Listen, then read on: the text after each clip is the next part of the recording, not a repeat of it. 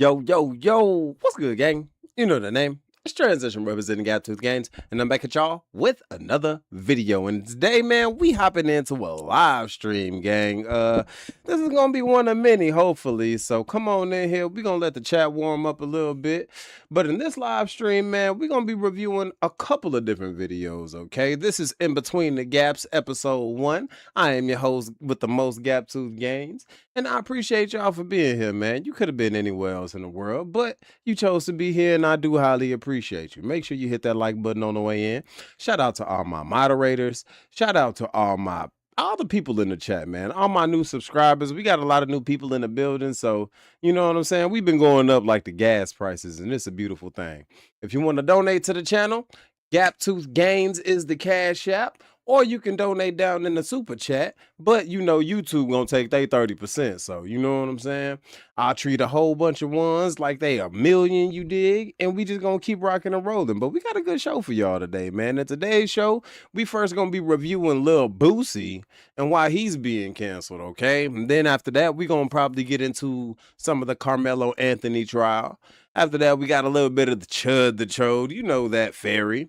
And then we gonna get into some well, man, we ain't gonna do too much talking about it. We just gonna get into it. But how y'all doing today, gang? I'm up. You know what I'm saying?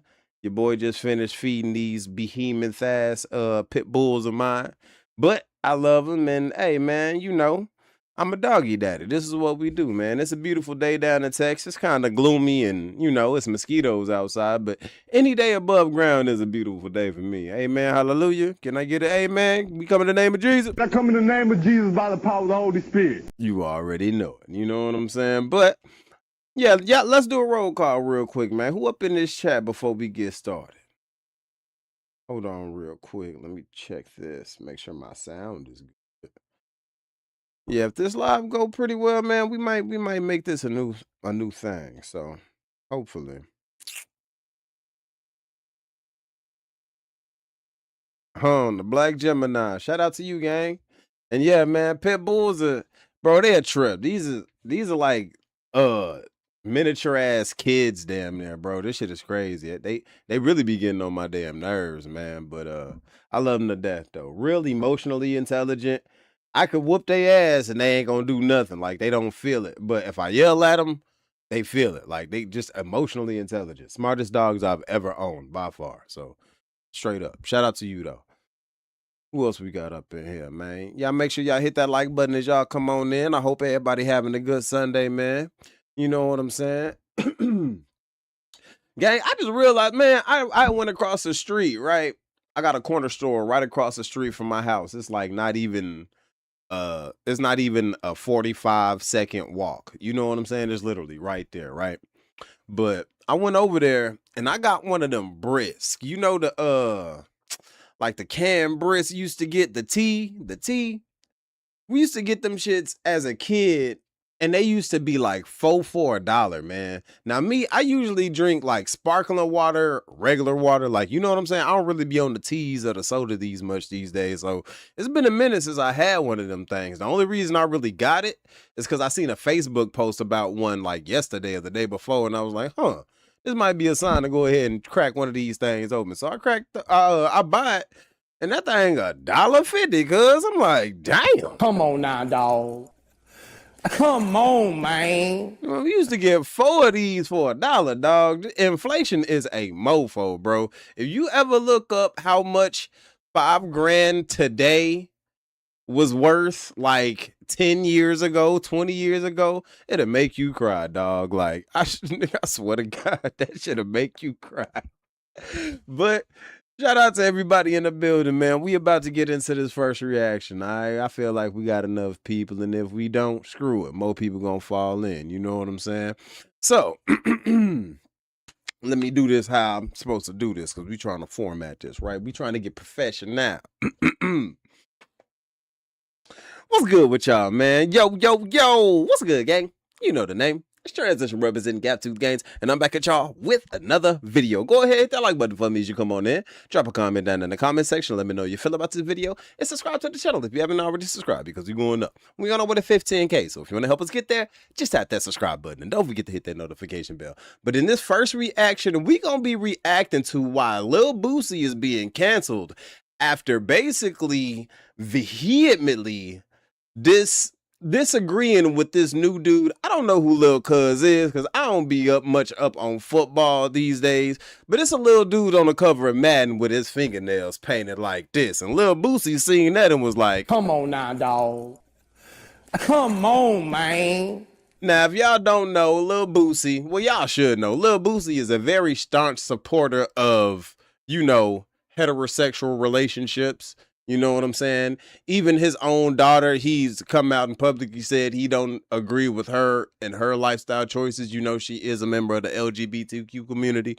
And yeah, Lil Boosie seen that fingernail polish and he wasn't going for it, dog. And you know what I'm saying? That's not out of the line of Lil Boosie's character. So we are going to be dropping into a reaction zone. Make sure you hit that like button. Make sure you hit that hype button. And let's see what Lil Boosie got to say about this, man. Let's see what it is.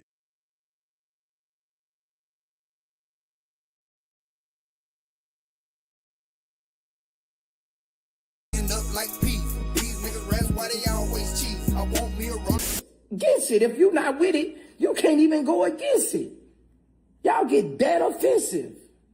I got real players, real bosses. I mean, football people. Nowadays, we have so many different examples of players expressing themselves by way of fashion, tattoos, hairstyles. It's not for me to say, who the hell does Caleb Williams think he is, more so than just respecting it. They got a lot of people mad at me right now in the DM. They going off in my DM. Boosie, you want to be part of the community with us? Nah, bro. Man, it's looking like Boosie to upset the GPS community again, bro. They about to put Boosie on the hit list, but I know for a fact Pimp C is smiling down on Boosie, man. Now, here it is today. We got Boosie, man. He giving out the rules and stipulations and regulations for entering his pool party. As y'all already know, Boosie always likes to throw a pool party. Sometimes it's topless, right? Sometimes it's bubble bath. Who knows what might happen? You might see 3 or 4 little people running around, man, with signs. Now, again, Boosie done upset the transmission community. Now, one of the transmissions jumped into Boosie DM because they seen Boosie promoting and saying that he finna throw a pool party, man. And this time around, the transmission didn't want to miss the pool party. Now, they jumped to the comments and said, hey, I need a ticket. Boosie said, link in bio. And the individual said, are trans allowed? Or no, I'm just making sure you chill as F, like, I like your performance and I want to support. Now, Boosie, I don't know if he could have made an exception. I mean, but he automatically was like, nah, sorry. No transmissions allowed. Which is crazy because it seemed like this DM was like just a regular fan asking, but I understand. Because you can't be sneaking in the party trying to trick individuals off of the Don Julio while it's dark in the bubble baths and the laser lights. Now, individuals immediately got upset with Boosie for this simply because they want to be included. And I'm pretty sure that there are transmissions out there that listens to Boosie faithfully and they understand. Now, we finna get right off into this, bro. Not to mention, man, Boosie done went at Caleb Williams as well. You know, he's going to him because he wears fingernail polish and he's supposed to be some type of role model for boys. I don't know. I'm not a big sports guy. Cam Newton, he sat up there the other day, man, and reprimanded Boosie. So we finna get off into all that. Y'all already know what it is, bro. It's the Cliff Report. Y'all locked in on the Keyboard Gangster channel. If say no alcohol in the building, it's the same thing. No trainers in the building. Just like say no alcohol in the building. It's the same thing. I don't want nobody licked and tricked. You know, I got real players gonna be there. NFL people, NBA, attorneys, rappers, you know. I don't want nobody licked and tricked. Look, man, especially when it comes to this topic specifically, y'all gotta understand, bro. You can't force everybody to accept your lifestyle or your way of thinking. You know what I'm saying? Now, as long as they ain't trying to hurt you or, uh discriminate against you in a sense, then everything should be good. But you can't force Boosie to, man, look, bro, let me just keep it real. Most heterosexual men see trans women as men, right? You still got a Y chromosome, gang. They dig you up 11 years from now when you just nothing but a skeletal structure inside of a casket, and they gonna say, here lies a man. You know what I'm saying? I ain't trying to be rude or mean. Look, live the life you want to live, but you can't force other people to want to be around that. Case in point, right? I'm a black man, you dig? This is Texas. I can't go down to the hillbillies hoedown if they don't want me there. And they gonna let me know they don't want me there. You know what I'm saying? Every place ain't for everybody. Everybody know what Boosie. As a trans person, why would you even want to be in Boosie's what's the name? Like, you know how he feel about, the LGBTQ community. That wouldn't be a little awkward to you? I don't know. Let's keep going. People have reputations. It's just like if you say no guns allowed. It's the same thing. I have a trained lookout too. They just getting paid to look out. 500 team members. We checking Adam's apples, large hands, and strong facial features. You're right, bro. I mean, it's gonna be real players in the building, real bosses. Like, ain't nobody trying to get licked and tricked, bro. It's my party. If I don't want it, I don't want it. And I got the right to stand for what I want for it. Now they mad because I said no trannies allowed. No Juana mans allowed. No trannies allowed. And that's what I said, and that's what I stand on.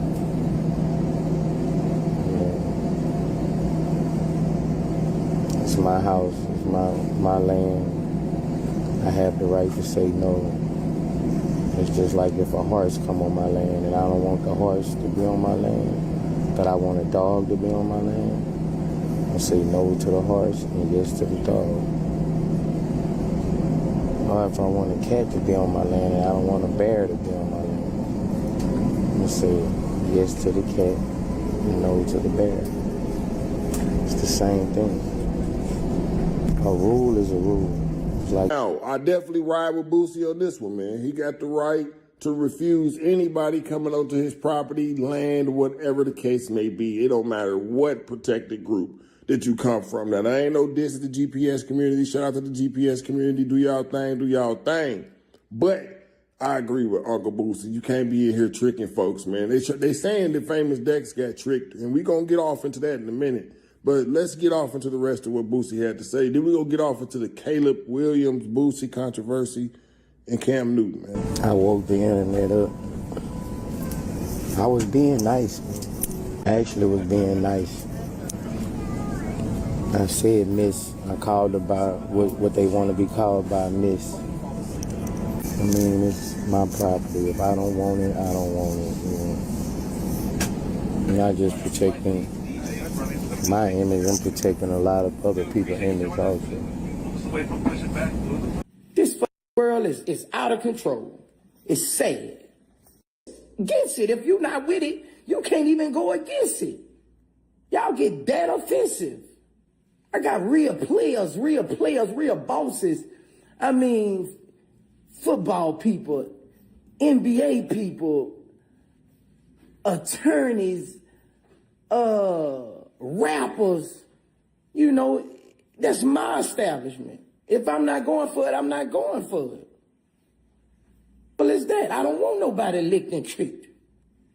I'm protecting people. I'm protecting a lot of people's reputation.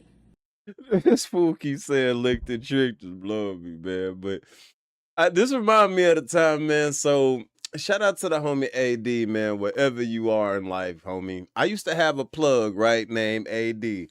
We used to always go to the homie crib on Fridays, right? This dude was just plugged in like a multi-socket extension cube, okay? Anything you was looking for, he had it, all right? And in abundance, okay? That man used to send me off. I used to go over there to get my little herbaries. You know what I'm saying? I'd go over there to get a little, you know, a little eighth or something. Just a little, I'd really go over there just to kick it with the homies. You know what I'm saying? I buy me a little herb while I'm there. We be kicking it with the homies. And you'd meet everybody there from gangbangers to freaking this chubby white dude who writes comic books and dog sits on the weekends. Like, it's just a diverse group of people. And I remember one time I went up in there, right? And I'm shaking hands upon entry. You know what I'm saying? What's good? You know what I'm saying? How y'all doing, ladies? All right, cool. How y'all doing? And then, because, you know, I wear glasses. At that time, I didn't have my glasses. Like, my glasses was broke or something. So, but I shake a lady's hand. But as I'm looking at the fingers, I'm like, What the hell is even that? you know? Because these is nigga fingers. I know nigga hands when I see nigga hands. You know what I'm saying? These nigga hands. You dig? So, ain't even really tripping, right? Whatever. We got some herb going in rotation. It's going in rotation. People are chopping it up, meeting and greeting, whatever. I get the herb. I hit it twice, whatever. I go to pass it to, you know, man hands. And I'm like close, and we next to the kitchen light. So now it's like, and I swear I go, and you go, oh, What the hell is even that? Come on now, dog. Come on, man. my bad. Okay, like nigga, I was tripping because this was, you know, this was my first time ever being in close proximity to a trans. You know what I'm saying? And Cuz he wasn't a bad person or nothing. Like, it was weird, but you know, as long as you don't bring none of that weirdness towards me, as long as you ain't making no passes towards me, whatever, I can exist in a space with just about anybody, as long as you don't bring the weirdness to me. Once you try to bring the weirdness to me, that's it. But once I pass that off, I ain't even want to hit it back. Like, I'm like, cuz this is, woof. This done took a turn. You know what I'm saying? I ended up talking to Chubby Cuz, who writes the comic books. You dig? He was telling me more about his stories. But man, shit was crazy, bro. Let's get back to it. And it's my establishment, just like when you go to certain restaurants and you can't wear ripped jeans. When you own something, you have the right to set the rules of your establishment. Same thing if you go and see somebody in a prison. Certain clothes you can't wear. Certain things you can't do. For everybody going nuts about me not wanting and my party, it's the same thing if they say no alcohol in the building. Whatever we checking for, it's the same thing as people saying you gotta bring clear bags. It's the same thing when you go in a restaurant and they say no rips in the jeans, no hats on. These people own this establishment, and there's certain things they don't go for. It's the same thing. But now you want to say you want to people. Y'all fought for rights for 20, 30 years. We said nothing. Maybe we should fight for straight rights. You can't even go against.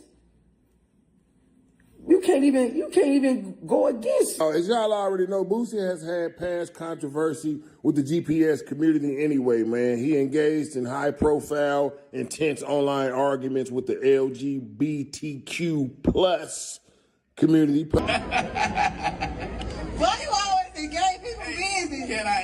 Can I answer? Yes. I don't really be in gay people business. I just speak on what I don't agree with. We gotta watch what our kids watching on TV. I woke up this morning, my kids was watching a cartoon, and they was kissing and touching and they was doing. But I hurry up and shut that shit off. Putting that gay shit on them children. Remember I said this. You know, I don't wake up thinking about gay people. I mean, I just might say something every once in a while that I don't like. Now let's And how do y'all feel about that? Because there's a lot of people who will try to tell you that, oh, it's not an agenda. They're not pushing this on everybody. But it seems like, especially these days, and maybe I'd say the past 10 years, there's just been an abundance of everything you watch is going to have some LGBTQ stuff in it. Like everything you get into is going to have some LGBTQ stuff in it. You know what I'm saying? From the cartoons to the Game of Thrones to whatever you watch, they going to throw that in there. And it's like, you can't tell me y'all ain't pushing this, gang. Like, if this wasn't this abundant before, right? Like, this wasn't just in your face in everything before. Like, now y'all having it in the cartoons. It's like, why SpongeBob gotta have a sexual orientation? Why can't he just be a sponge that lives at the bottom of the sea? What, like, and it's not even a gay or straight thing, because I don't want heterosexual couples kissing each other down in kids' cartoons. Let these kids be kids. You know what I'm saying? Let them figure all that other stuff out on their own, but don't just be pushing it and like influencing them. That's how I feel about it. Let's keep rocking, gang. Get off into Boosie's remarks made about Caleb Williams, man. You know, Boosie don't thought that it was gangster, you heard me? That Caleb Williams be steady sitting up there twinkling his fingernails with the paint and the gloss on it. He think that he's in a position to where young men are looking up to him, and he's supposed to set a better example. Let's get off into what he had to say. They got a lot of people mad at me right now in the DM. They going off in my DM. Boosie, you won't be part of the community with us? Nah, bro. I just feel like, you know, they mad because the truth hurts, you know. I come up under Tecmo Bowl. I never thought in a million years that I would see a Madden cover with one of the best players with his fingernails painted. A game that sold to billions of little boys. What kind of message are they sending to these little boys? I never thought in a million years I would see this. As parents, how much do they have to do for us to say, that's not right? Us daddies got to go tell these boys that we got raising them to be men, that's wrong, son, that's for women. And not just daddies, these mothers, single mothers who raising boys to be men. You have to tell your son, that's not right. Or in a couple months, he going to play in your fingernail polish. You know what I'm saying? Next is going to be lipstick on the covers, thongs. Is that enough? Man hiking a ball with a thong in his head. Is that enough for you to tell your child that it's wrong? That is wrong. See, that's what it's going to next. Lipstick, thongs. You know, I never thought I would see this, you know. A game that sold to billions of little boys. You're pushing it. Half of these kids, they're so young, they can't even think for themselves too much. Some of them can, but most of them, they go by what they see. You know, like, what message are they putting on these billions of little boys who buy these games? You know, I'm just asking as a parent to the other parents, when is enough enough? To the daddies who raising men to be boys. The single mothers who on that football field at practice raising that boy to be a man. When is enough enough, man? John Madden turning over in his grave. Boosie said, I'm tired of this. I'm tired of this, Grandpa. That's too damn bad. But he does have a point, gang. Like, if you've seen the cover, in the cover is basically the dude, the football player, he got his helmet on or whatever, in a picture below, and then above him, he's standing there majestically, like it's some masculine, oh. Now, y'all know me. I be doing the spirit fingers for Chud fairy ass, but that's for Chud fairy ass. You know what I'm saying? But football is supposed to be masculine. It's supposed to be rough and tough. Man, mano y mano, team versus team. You know what I'm saying? We out here giving each other concussions and broken collarbones and Like, I feel like some stuff is okay to remain traditionally that way. It's okay for football to remain traditionally masculine. Like, fingernail polish ain't got no place in football. You know what I'm saying? That's like saying, weightlifting has a place in ballet. You know, like, okay, the next cover of women's ballet should be a big butch dude who boom, you know what I'm saying? It should be me on the cover, just bam, got the muscle all flexing. You know what I'm saying? Got my ugly ass calluses showing, and I'm just messing up the orientation of the beautiful ballerina.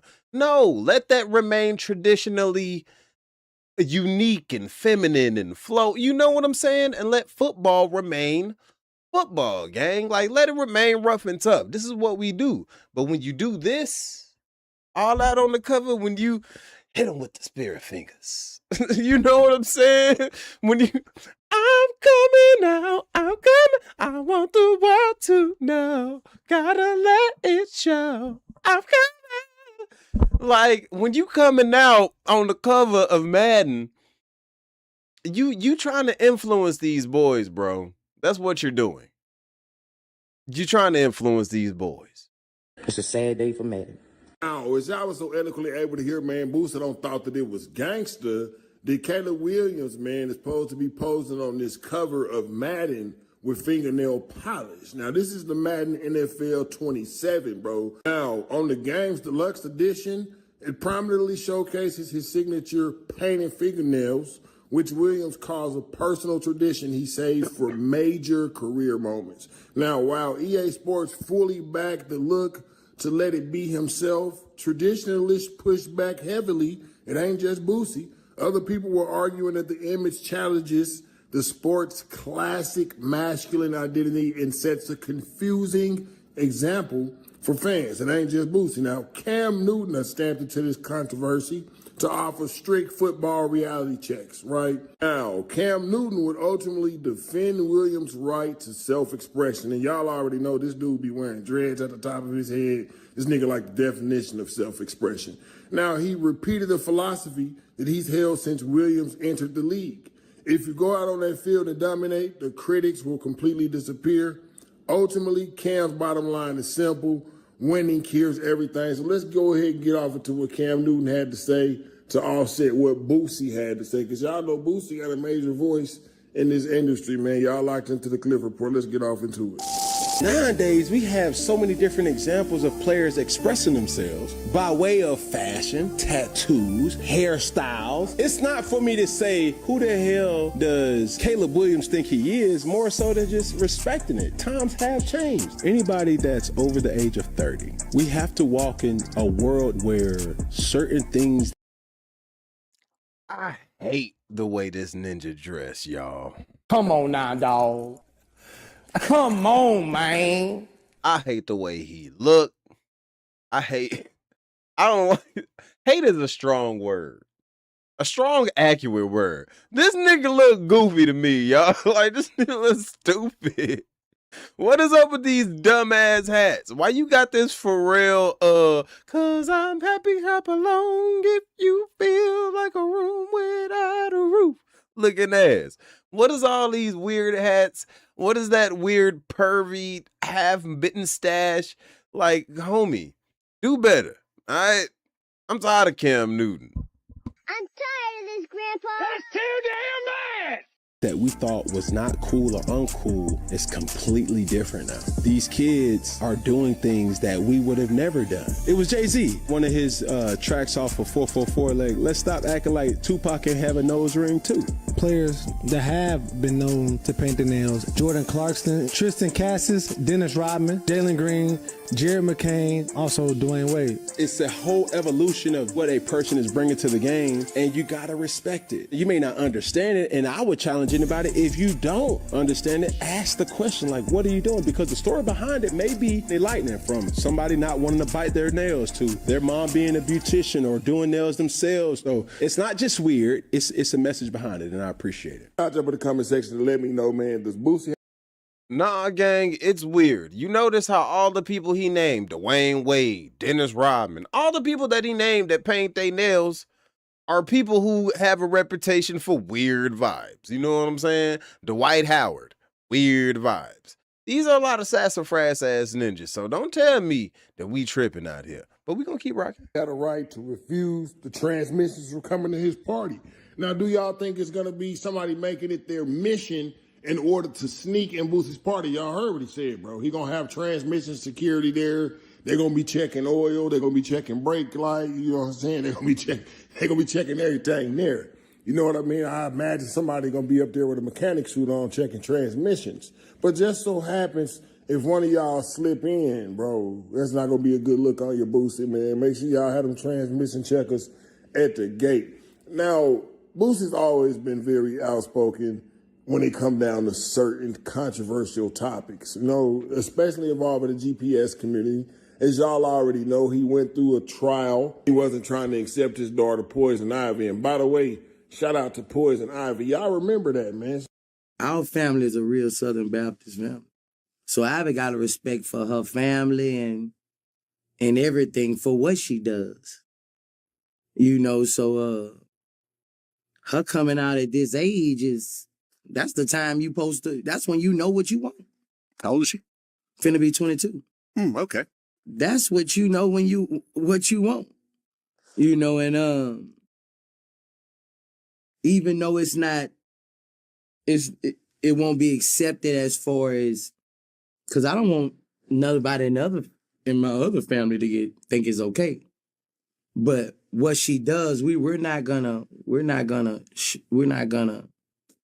love her to death. We're gonna love her, you know, we're gonna love her to death.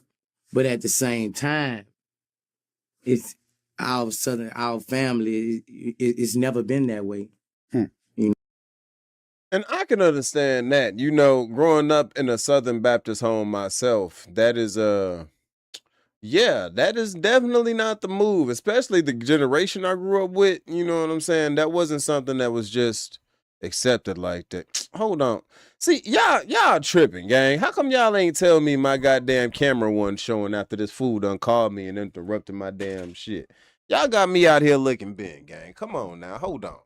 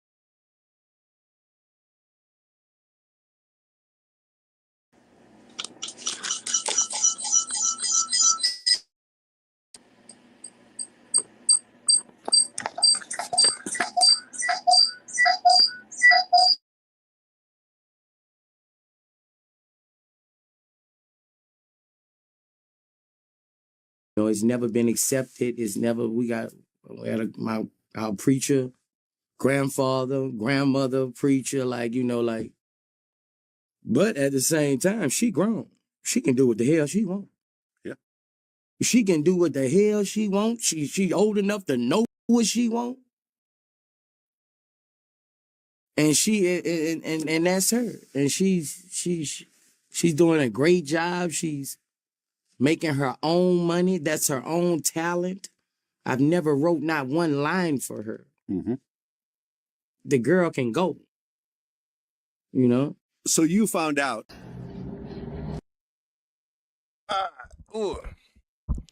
We back.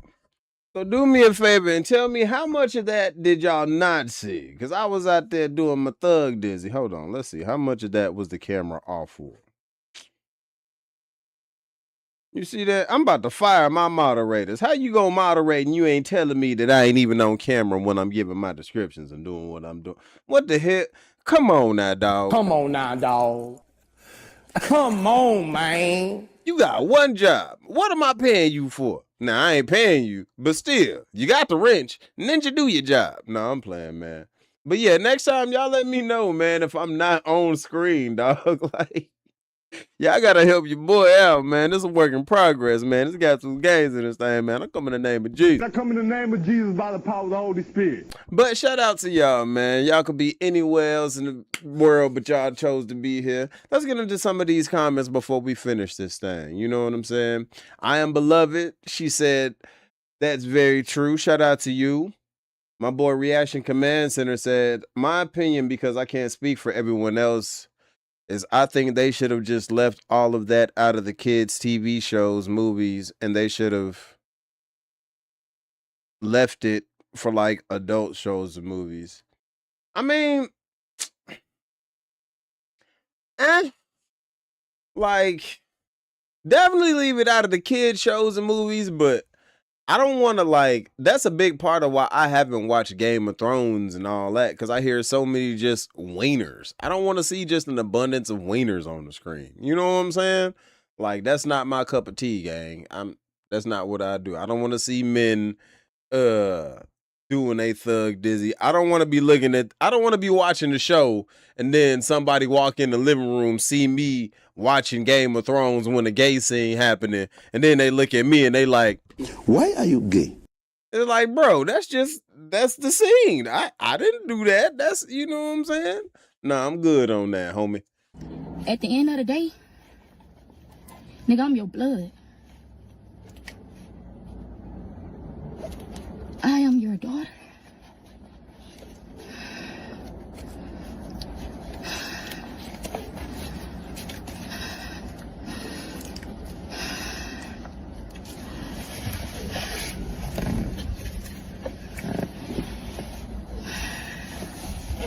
And me, I feel like I done been through the most with you.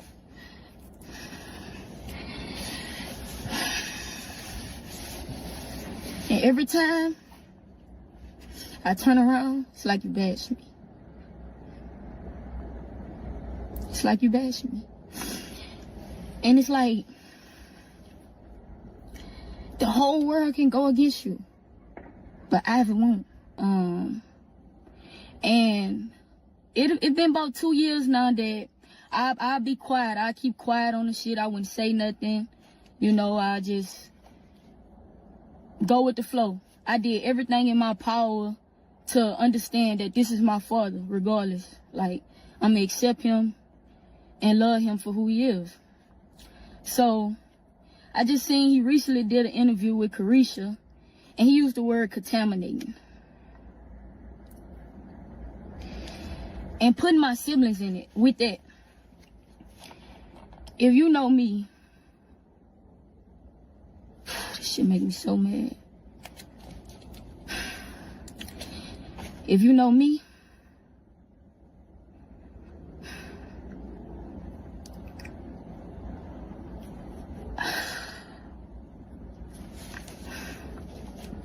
I love and respect my siblings. Like I say, man, shout out to Boosie, man. Pimp C smiling down on him because of some of his traditional values.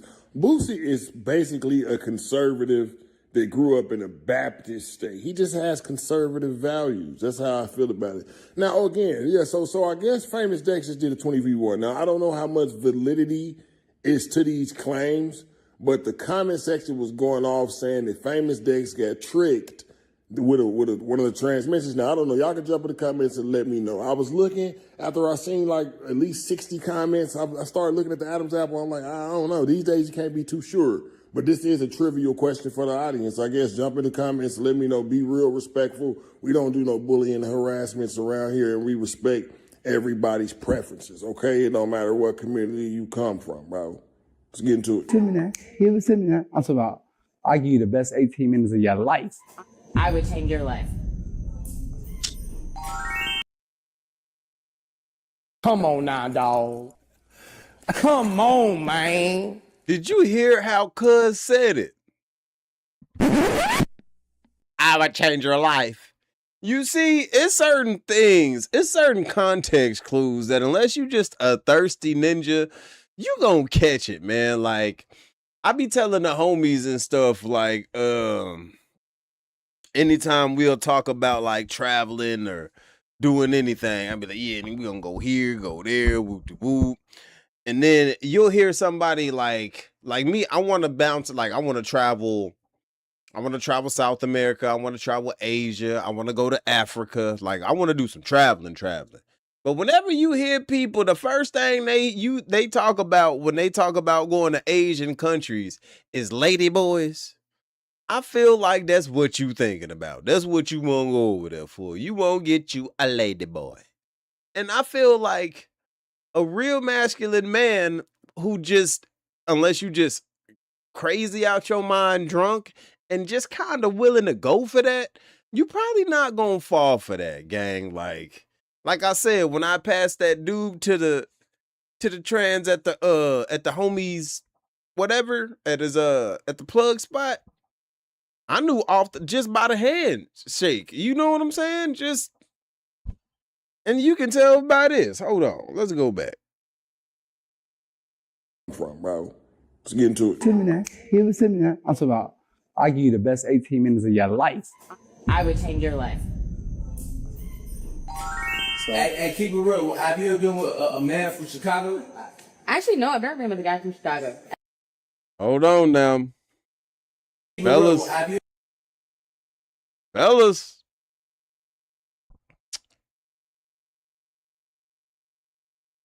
I don't know, fellas. Y'all falling for it? I've seen more like noticeable looking men, but I feel like once I'm up close and personal on you, you can't get me, bitch. Like, nah. I know the devil, and the devil is a lie. The devil is a motherfucking liar. So you know I ain't worried, biatch. So you ain't about to get me. But fellas, I don't know, fellas. Some of these surgeries are getting convincing these days. I'll tell you that. Some of them are getting, it's getting crazy out here, y'all. Like, you're going to have to start asking for birth certificates in a minute. You ever been with a man from Chicago? Actually, no, I've never been with a guy from Chicago, ever. I touch my abs.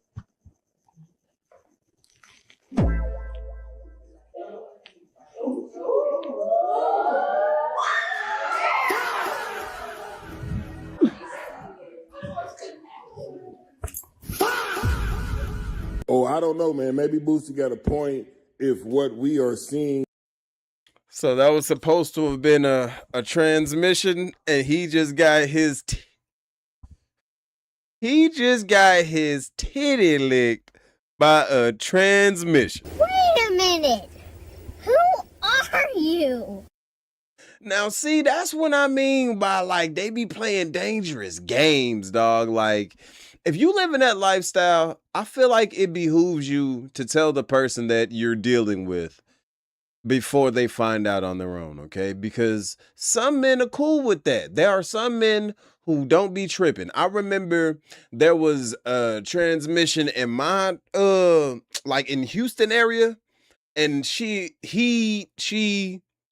had put out a list that, bro, I'm talking about, they put out a list of they DMs where it's just like, ladies, if you are in the Houston area and you dealing with any of these ninjas out here, look at that list. I was looking on that list looking for any of the homies, because I'm like, bro, if I find any of you ninjas on here, nigga, that is a wrap.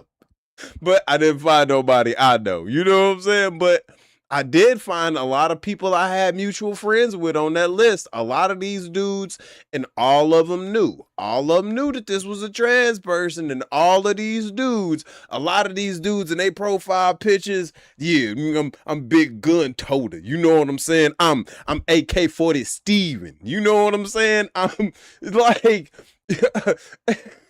a lot of these dudes, you would think ain't moving like that. They moving like that, dog. You would have thought this was Atlanta, the way this trans person has so many goddamn heterosexual men in his DMs. Shit was crazy, bro. But, man, let people know, okay?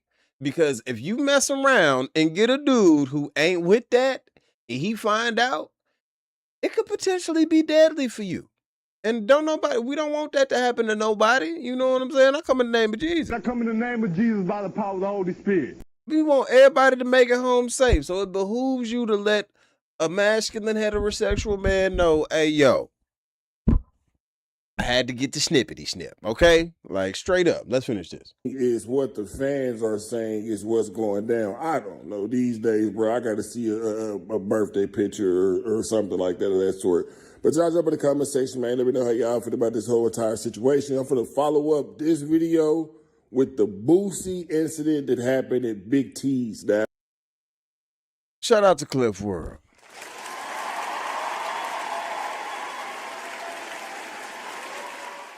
Let me hit that like button real quick. Switch back real quick. And yeah, I Am Beloved says check your neck. Yeah, you got to check the neck. You know what I'm saying? You got to see for that Adam's apple. Now, apparently they be doing that surgery where they'll shave your Adam's apple down. So, you know what I'm saying? Stuff be getting Mickey and tricky out here, y'all. Like, I ain't gonna lie. It do get Mickey and tricky. I remember, I'll tell you another story before we get to the next reaction. I'll tell you another story, man. So this was during COVID, right? Mind you, everybody wearing masks. Everybody, like, this is during COVID time, all right? And shout out to everybody in the building, man. Round of applause to y'all.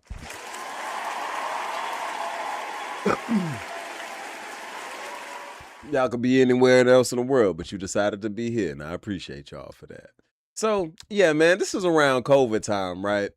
And everybody's wearing masks, okay? So I pull up to a drive-through window after work. Now, at this time, I was working night shift. You know what I'm saying? So it's 3 in the morning, 4 in the morning. Like, it's, you know, it's late, right? Or early. And I pull up to the drive-through. Oh, excuse me. I pull up to the drive-through, and the person in the drive, like, all I'm seeing is orange hair, a mask, you know, some big cha-chas, and you know, and I'm seeing some eyes. Like, it looks like soft eyes, okay? So I order my food. I see her looking at me. You know what I'm saying? I hit up with my smooth nigga voice. Fellas, y'all know we got that smooth nigga voice when we talk to the ladies. You know, normally, shit, I might be talking like this. And then as soon as the ladies come around, hey, baby, what's your name is? You know what I'm saying? So, yeah, I hit her with that smooth voice. Like, hey, girl, how you doing? What's your name? And she say, my name Cookie. And I was like, see, Cookie. Yeah, girl, because you look sweet. You know what I'm saying? I'm putting that game on it. You dig? I'm in my Mac. But honestly, that should have been my first clue. Cookie. What kind of girl name is Cookie? Bitch, that's not your name. You know what I'm saying? That should have been my first clue. But me, thinking with my Johnson, and let this be a proverb, fellas. When a man's dick is alive, his brain is dead, okay? I'm thinking with my wiener, all right? I see big cha-chas, orange wig, and soft eyes, you know, with the eyelashes. I'm ready to, you know what I'm saying? Whatever. So I'm like, yeah, girl, name Cookie, because you sure do look sweet. You know what I'm saying? I think you should get my number. Whoop-de-whoop. So I get the number. Hit her up after the fact. Hey, what time you getting off? I'm getting off at this time. Oh, yeah, well, cool, shit. I think you should slide through and we should kick it. You know what I'm saying? We can kick it like Bruce Lee, baby. You dig? And she was like, cool, but I need to tell you something. And I was like, yeah, what's that, man? What you need to tell me? And she was like, I was born a man. And I was like, yo. Come on now, dog. Come on, man. This bitch almost had me about to pet that dog. You gonna pet that dog? No, he's You gonna sleeping. pet that dog? I was like, yo. Okay, I appreciate you telling me that. Thank you. You know what I'm saying? And I respect it. Like, that's cool. But we can't hang out no more. Like, now we can't hang out. You know what I'm saying? She was like, because she was like, but can we still like link up and smoke though? You know what I'm saying? I got some good herb, and I was like, nah, I can't even do that with you. I can't even smoke with you, fam. You know what I'm saying? Like, you dig? I don't even, like, I don't even be talking to, like, I don't even be kicking it with dudes on my day-to-day. You know what I'm saying? So, I feel like that'd be a guilty by association thing. I ain't even gonna go there with you, cuz she was like, oh, so you doing all, you've been coming in my drive-thru looking at me, giving me these sweet eyes, but now I'm a nigga, now I'm a man, now you can't smoke with me because I'm a man. I wasn't a man when you was getting my number. I was like, yo, chill. All right, chill, gang. It's nothing personal. Okay? Look, fool me one time, shame on you. But you fool me twice, can't put the blame on you. We gotta, all right? So, look, all right. All love to you. Peace, blessings. I learned my lesson. And I'm not about to be singing Usher's Confessions up in this motherfucker, you know what I'm saying? I can't do it. I had to block the number. That person that stopped working at the drive-thru maybe, like, I stopped going there for like some months. Like, after that, I can't go back to the goddamn drive-thru and look cuz in his face after I was trying. You know what I'm saying? Nigga, this is COVID. We got masks on. Bitch, you deceived me. The devil is a liar. The devil is a motherfucking liar. So you know I ain't worried, biatch. I'm telling you, man, shit was crazy, bro. I swear to God, y'all. I see y'all laughing down in the comment section, but this is life. This is my real life, all right? This happened. Look, I'm glad that I didn't fall for the trickery, but low-key, with that mask on, cuz almost got me, y'all. I'm not gonna lie. Whoever did cuz bazungas, the mommy milkers was milking. You know what I'm saying? And you know, it's dark. It was all right, you know. So, but, dog, it get crazy out here, y'all. Anyway, we gonna get into the next reaction. You know what I'm saying? Hold on. Let me make sure. Let me check for donations and stuff. Because once I get rolling, I get rolling. Shout out to anybody. If you want to donate to the channel, make sure you hit the Cash App. The Cash App is pinned right there. You see it, you dig. And, yeah, you know what I'm saying? Now, if you're broke, don't worry about it. All right, look, we all broke out here. I understand. You know what I'm saying? They hitting us all. Have you seen gas these days?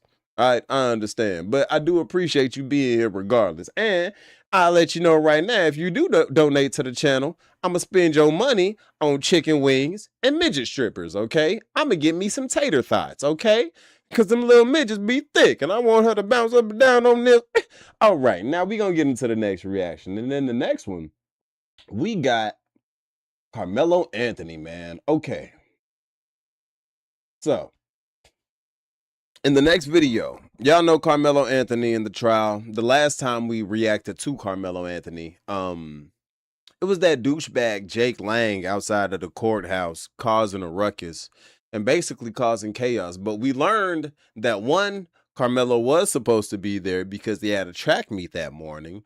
Number two, apparently Austin Metcalf wasn't supposed to be there that morning because the coach told him, I guess, the track meet prior that he, like, I don't know, they got into some trouble or something, and maybe he was like suspended from this one. Like, he wasn't supposed to show up, but he was there anyway. And it's just a whole sticky situation, bro. Honestly, God rest little homie's soul, bro. I wish that none of this would have happened. I wish that you would have just minded your business that day. I wish little homie didn't like feel the need to stab you. I wish that this whole situation could have been avoided. But honestly, I feel like it's a self-defense situation, and we're going to be tuning in and seeing what they're talking about in this one. So we are dropping into a reaction zone. Make sure you hit that like button. Make sure you hit that hype button. And let's see what they got going on in Karmelo Anthony's case, man. Let's see it.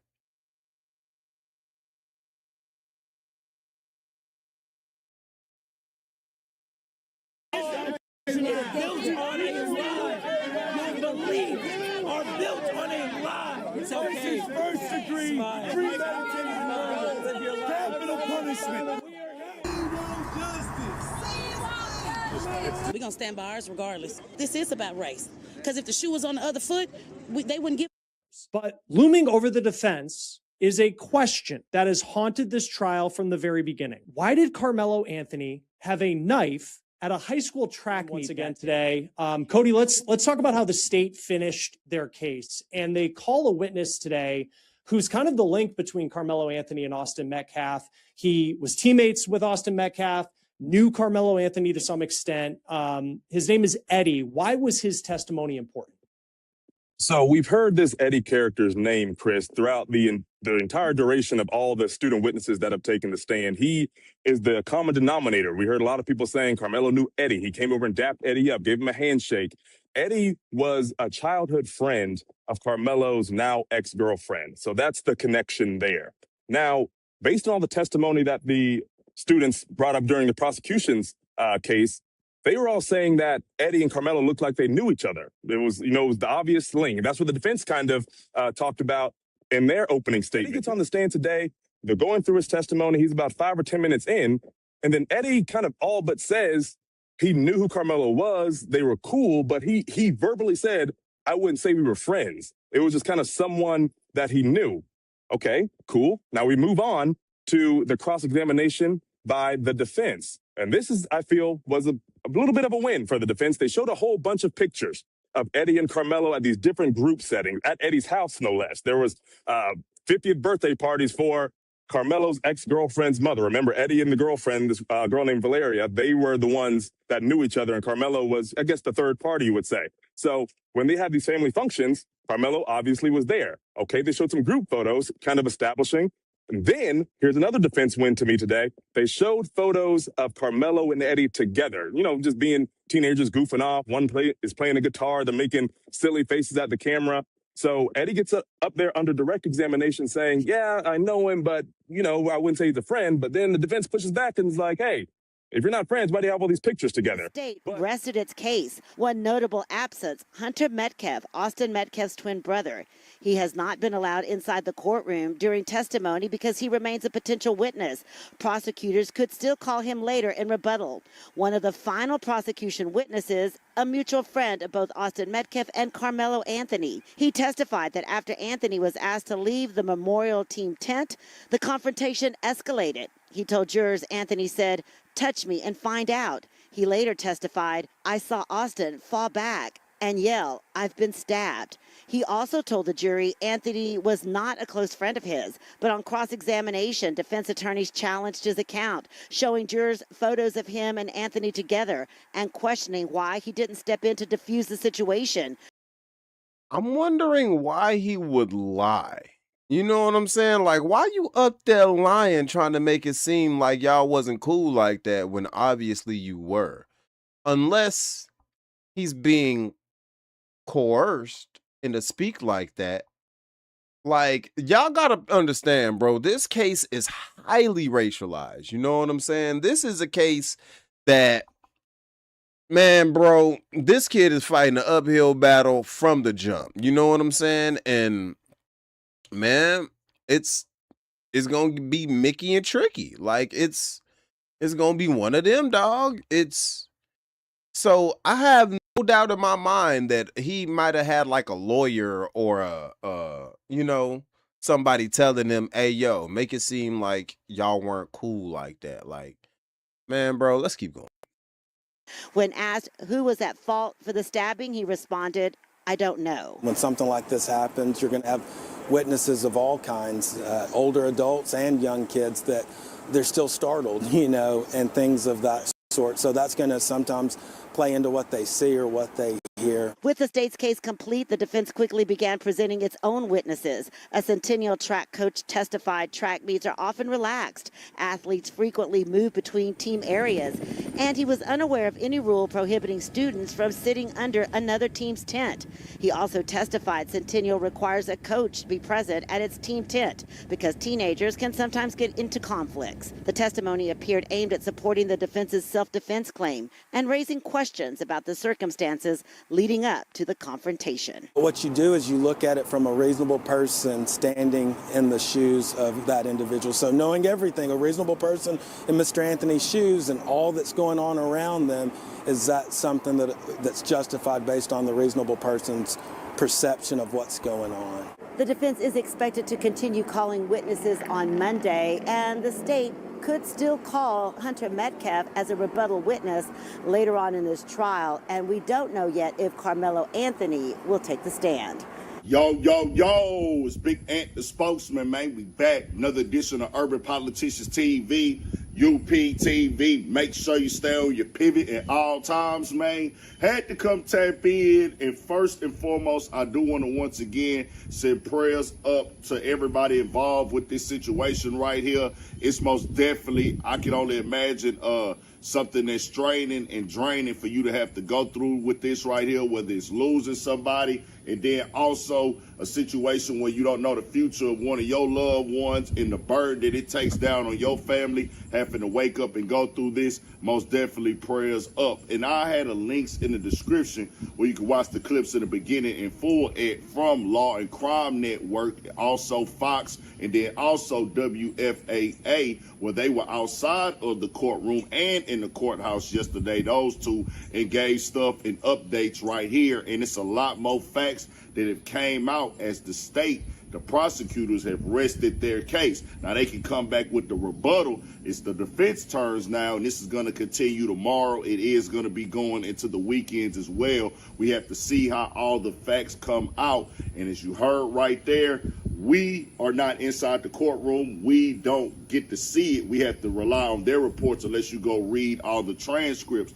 But they have questioned and put the credibility of a lot of the witnesses on display right there in front of the jury, where one of them said he didn't know Karmelo like that, wouldn't consider him a friend. They came back with photos where here he is at the house with you, here he is in this photo with you, and this is them just going into saying, hey, he had reason to be under that tent. Now, on the other side, one of the things that they said that kept coming in court, why does he have this knife at this track meet? And that's most definitely being put in front of the jury as one of the things, in their mind. I can't tell you what the jury thinking. I don't know how they feel about it, but when you hear it's one of the situations like, we did have a knife at a track meet.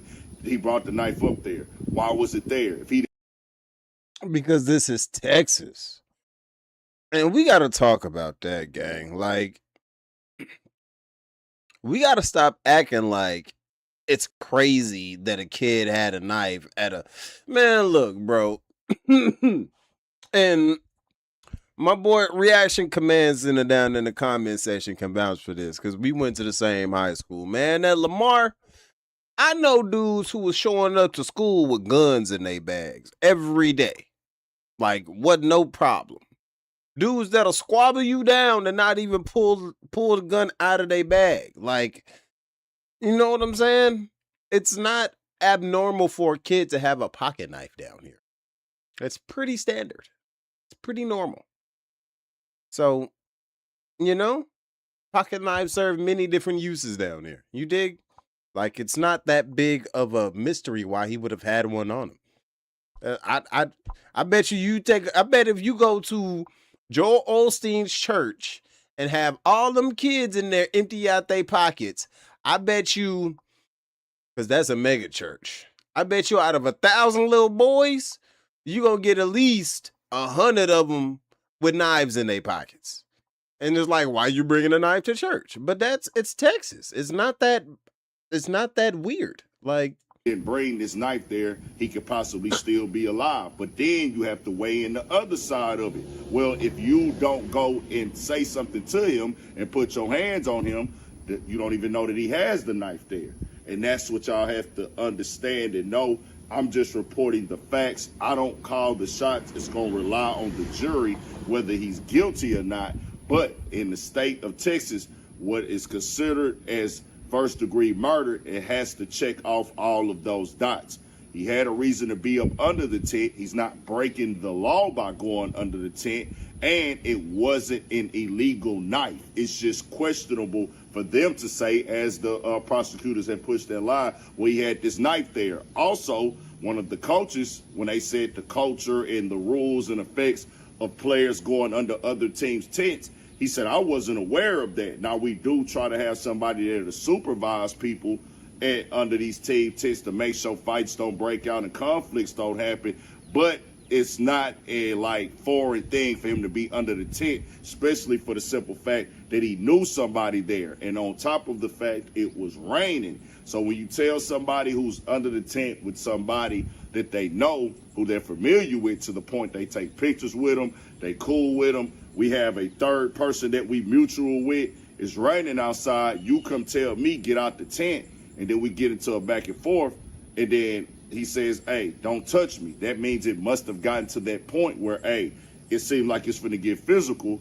You touch him, he stabs you, he runs off. Now, it's gonna be based off of what the jury say. That's just the facts of it. But in the state of Texas, a stabbing happened out here before, and I keep putting people onto this case, and y'all can look it up yourselves. Case in Allison last year, I covered this one, and it was happening around the time that this incident happened, where they found him not guilty on the murder charge. Now, he did get a negligent homicide, which is a way lesser degree of a charge, which goes 6 months to 2 years in state jail. And they ended up coming back later with an enhancement. Those two guys were beefing. It was altercations. It didn't get physical before them at first, but they understood they had a problem. They ended up getting into it inside the school bathroom. They were fighting. Breaks out, he pulls out the knife, stabs the guy multiple times, the kid, and most definitely, God bless his soul, multiple times. Now, see, I feel like in that case, you got a way bigger, like, actual case for murder. You know what I'm saying? In the case where the white dude stabbed the Mexican dude because they were beefing prior to. Like, they probably set up a place to link up like most high school kids do. Man, what nigga shit? Because they probably beefing about something stupid. What? You having sex with Felicia? Nigga, I'm having sex with Felicia. Nigga, Felicia having sex with half the damn school, and y'all ain't even realizing it. But y'all beefing over this little girl, this little thought pocket with a hot pocket. You know what I'm saying? But bet, you know what I'm saying? Meet me over at Travis Park, nigga, after school then, homie. We can handle it. You know what I'm saying? Meet me over at Travis Park, nigga. We gonna meet in the bathroom where the homeless people be smoking they crack at. You know what I'm saying? We can do this. And then they link up, and one dude bring a knife to a fist fight. And ends up, you know what I'm saying? Like, I feel like that person had a lot more reason if you're going to be convicted of murder, yeah, that's a lot like more reasonable. But in Karmelo's case, he's trying to avoid the rain. He's talking to a friend. If Austin never approaches him, the situation never happens. If Austin never approaches him with 3 other boys, all of them 215, while Karmelo's $130, like, come on, y'all. We come on, man. And he dies from those stab wounds. So it was a situation that was different, but he didn't get found guilty of murder. And that's why I'm just pushing the facts, because I don't make the laws. I think people are looking at it like, well, why do you have the knife at school? And I'm not telling nobody how to feel about it. I'm just telling you how the law works when you get inside of the courtroom. It's about credibility. It's about what you can put to the jury. And it's not about what you know. It's about what you can prove. So what the defense is doing, they're trying to create what the murder conviction is based off of, reasonable doubt. If you raise any bit of a reasonable doubt, the jury's not supposed to find this person guilty. And then also, keeping it 100 with y'all, after this trial is over, they're going to go for the look of, hey, there wasn't a black person in this jury at all. He didn't have a jury of his peers. And you can come on out here and y'all can act like it's not racial tension. Now, I put that clip in the beginning from Fox, but they said Saturday was much better. It wasn't as turned up as the other day, how it was. And now, see, this is the stuff I be talking about. This goofy literally sitting right in front of this man with a Confederate flag. Now, I'm ex-military, right? The only flag I raise in this country is the American flag. That flag that you holding is literally this flag is literally in direct opposition to this flag. Y'all took up arms and tried to kill these people in this flag because they wanted y'all to stop owning slaves. And that's really the problem with America. America never punished the Confederate South after the Confederacy got their asses whooped. So they never felt the brunt force of just knowing they true defeat. Instead, they get a bunch of statues and stuff erected up down here, and you got sundown town. You know what I'm saying? Like it's crazy, bro. This is crazy. But the fact that you can even hold this flag and this flag like in the same freaking area is crazy to me. You need your ass whooped, Grandpa. I'm tired of this, Grandpa. That's too damn bad. They said it wasn't as like going up. People probably was moving around Saturday. We'll see how it play on Monday. But I'm gonna give y'all the facts off of based what happens with the law, self-defense in the country, and self-defense in Texas. It varies from state to state. But you know, you're supposed to match equal force. But in certain circumstances, you can't tell somebody what the equal force. It's just the laws are the laws, y'all, and it's unfortunate because I wouldn't want to see somebody get killed or die or somebody get charged for it, and we have this point when they could just really be moving on with their lives right now. I'd rather that happen as opposed to this. I'll just say this for future references: keep your hands to yourself, because nobody who is a human, you don't have authority over another human or what they should and shouldn't be doing or where they should and shouldn't be if it's not invading your personal property or privacy. Just keeping it all the way 100. But we have to see no laws were broken in the act of him being under that tent. No law is broken by him having that knife there either. So we'll keep y'all updated with it. It's a lot more gonna come from it. Stay on your pivot. 1000 for shit show.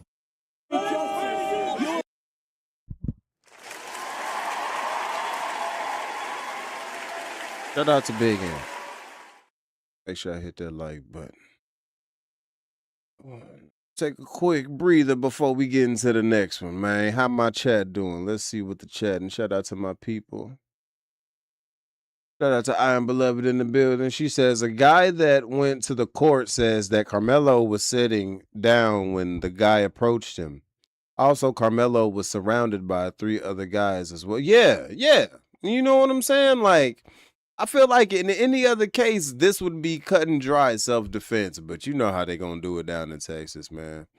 My boy Reaction Command Center says, what I don't get is how come there are no retaliations on that dude. He's living his life, not worried about nothing. Man, bro, honestly, people got shit to do in life. You know what I'm saying? Like, on the one hand, yeah, you want to see people get their comeuppance for shit that they do, and just especially racist ass people. But on the other hand, you know, somebody gonna go to jail. Like, yeah, we want to get people on up out of here, but at the same particular time, we know that somebody going to jail if that, you know. So it's like, is the juice worse to squeeze, and are you gonna be the one to do it? You know what I'm saying? And this one says, what makes you think I quit school? Who was the racism and the BS that I wasn't about to lose my life? You know, BS. I got a mom and sisters taking. Nah, for real, bro. Like, and then especially back then, bro. You know, it used to be crazy, man. Back in my high school, man. You shit, bro. Yeah, yeah, man. I don't blame you, bro. It's I'm glad that I was lucky that I was able to get on up out of there and shit. That's shit. I'm telling you, man. It get crazy out in the field, but okay. Shout out to everybody in the building. Hold on, let me. I'm gonna go grab this water real quick. I want y'all to take a quick 20-second break. You know what I'm saying? I'm gonna grab this water and then we gonna get back into it. You dig? Hold up.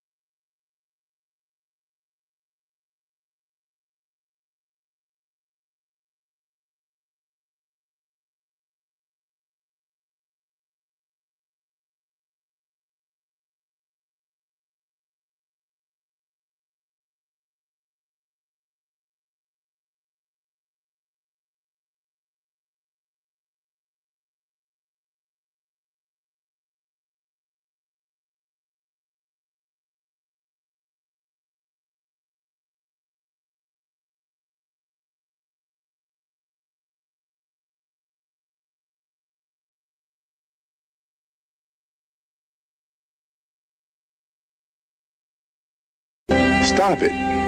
Get some help.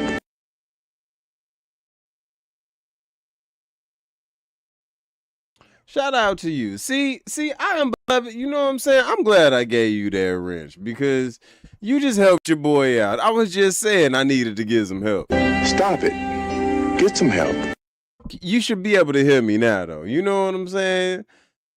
But what I was saying was, let me get a damn. So how much did y'all not hear, man? Hold on.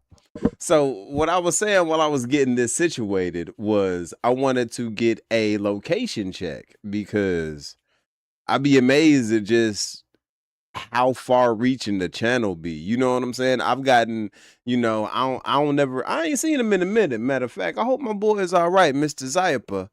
But he's from Uzbekistan. He be tuning in. I be having people from across the pond in the UK tuning in. And I be having people from just all over the states tuning in. So whatever city and state you from, let me know down in the comment section while I finish getting this situated real quick and we get into the next topic. Because the next one's going to be a good one. You know what I'm saying? Where is...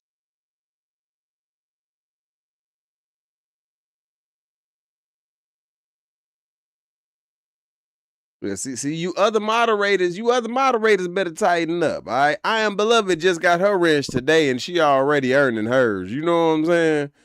She done helped your boy out. Y'all had me sitting here talking. I'm doing the Charlie Brown. Womp, womp, womp, womp, womp, womp, womp, womp, womp. Oh, okay, huh? All right. Shout out to Memphis. Hey, shout out to Memphis. 'Cause I'm from Memphis. What you know about me? Big GLO in the GLE. Hey, okay, you know what I'm saying? I like Glorilla energy. She got good energy. Y'all got good energy out there, man. I rocks with Memphis. Y'all got a lot of yimping out there, okay? Y'all guys, Memphis is some heavy pimping culture, all right? Don't ask me how I know that, okay? I come in the name of Jesus. I ain't got my button on quip right here, but don't ask me how I know that, okay? But I'm almost done, y'all. I need to equip one more button, and I'm not seeing the damn thing, but I might just go ahead and swing it. You say your cousin got her car robbed down in Memphis? Oh, Lord have mercy. Oh, my God. Jesus. Let me know to stay my ass up out of Memphis, all right? Unless I'm riding down there with somebody I know, let me stay my ass up out of Memphis. Okay, boom. I got my buttons right. Okay, doing this in real time. All right, let's switch to this. I need to pull up this. And then I'm going to do the intro. My bad, y'all. I got to format this a certain way because after this live, I'll go back and chop it up. That way I can put out the videos.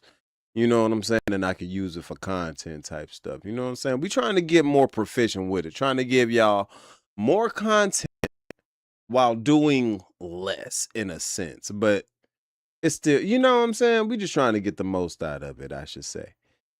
But where is the video that I was looking for? Because y'all, I ain't gonna lie. Your boy Chud the Builder out here looking sad. Look, I'm going to just have to clip it up and find it in the next one or whatever, but we just going to get into it, okay? So I can go ahead and get rid of this, and run the intro. Dang, I Am Beloved, you got your car robbed out there too? Jesus, oh Lord. Oh, my God.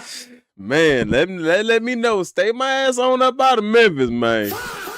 I am not trying to get my, you know what I'm saying? Look, I'm whipping my little Honda, all right? Look, I ain't. Damn, I knew Memphis was rough, but damn, I never would thought that I'd have two people in my chat who know somebody or was somebody that got robbed out of Memphis. Oh, Lord have mercy. But, okay, all right, we're about to get into the next one, okay? Hold on, let me double check, make sure I ain't got no cash apps, because when I keep going, you know what I'm saying? Like I said, I'm going to spend your money on chicken wings and midget strippers. I'm going to give me some tater thoughts.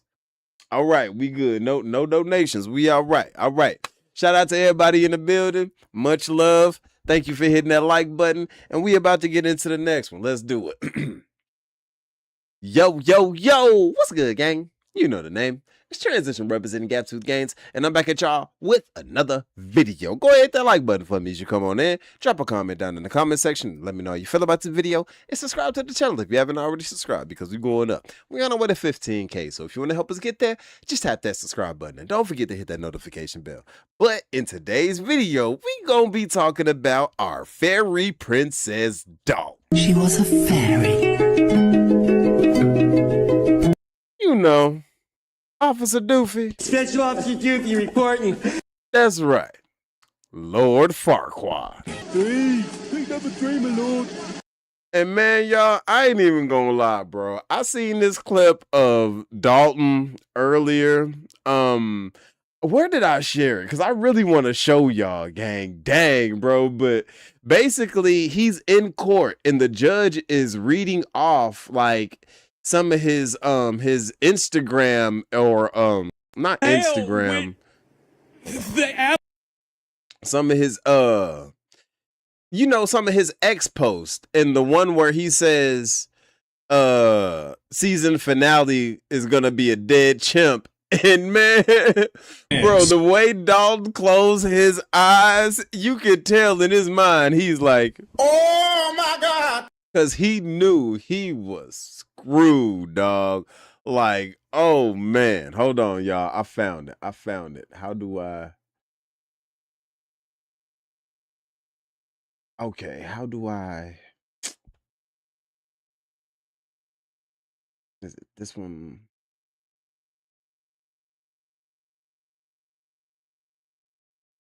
But it's not this one. Hold on.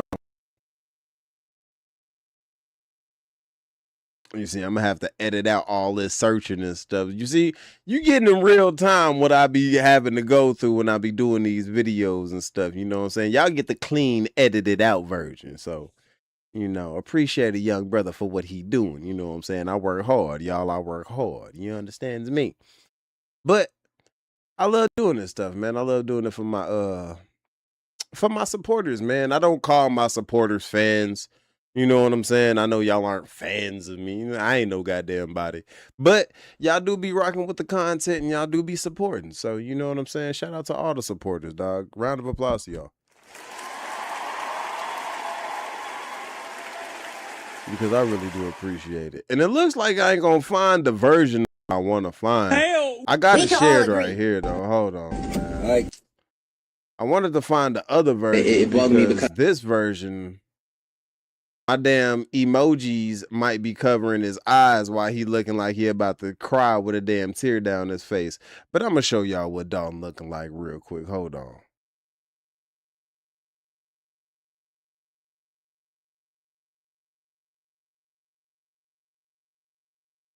Zoom in a little bit.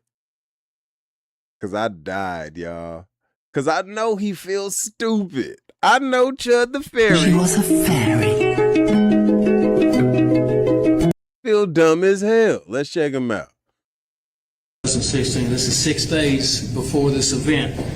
Chud the Builder posts on X. I will defend my life with lethal force. Do not approach me with intent to threaten bodily harm. And then he posts another response to himself. Series finale is dead chimp on the pavement and you monkeys rioting when I walk free. Stay tuned.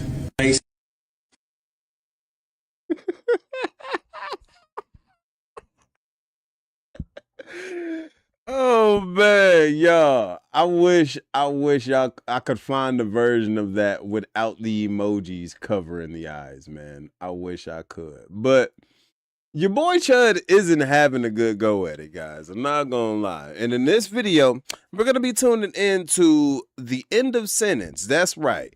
Gangsta Bobby Hill. That's right. What's cuz name? I call him Gangsta Bobby Hill because that's what he looked like to me, man. He looked like Gangsta Bobby Hill. Y'all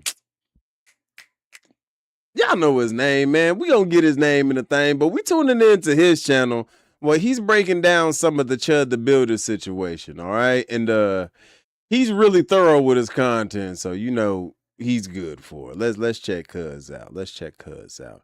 And shout out to all my people in the building. FBA combat veteran, I see you. Who else that is? City Banks, I see you, gang. Shout out to y'all. I appreciate y'all being in the building.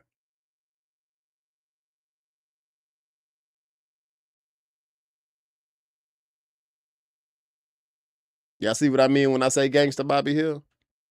Chud the Builder just got devastating news in court. This guy's about to go cross-eyed. A content creator offered to pay to get Chud out of jail, and he still got denied.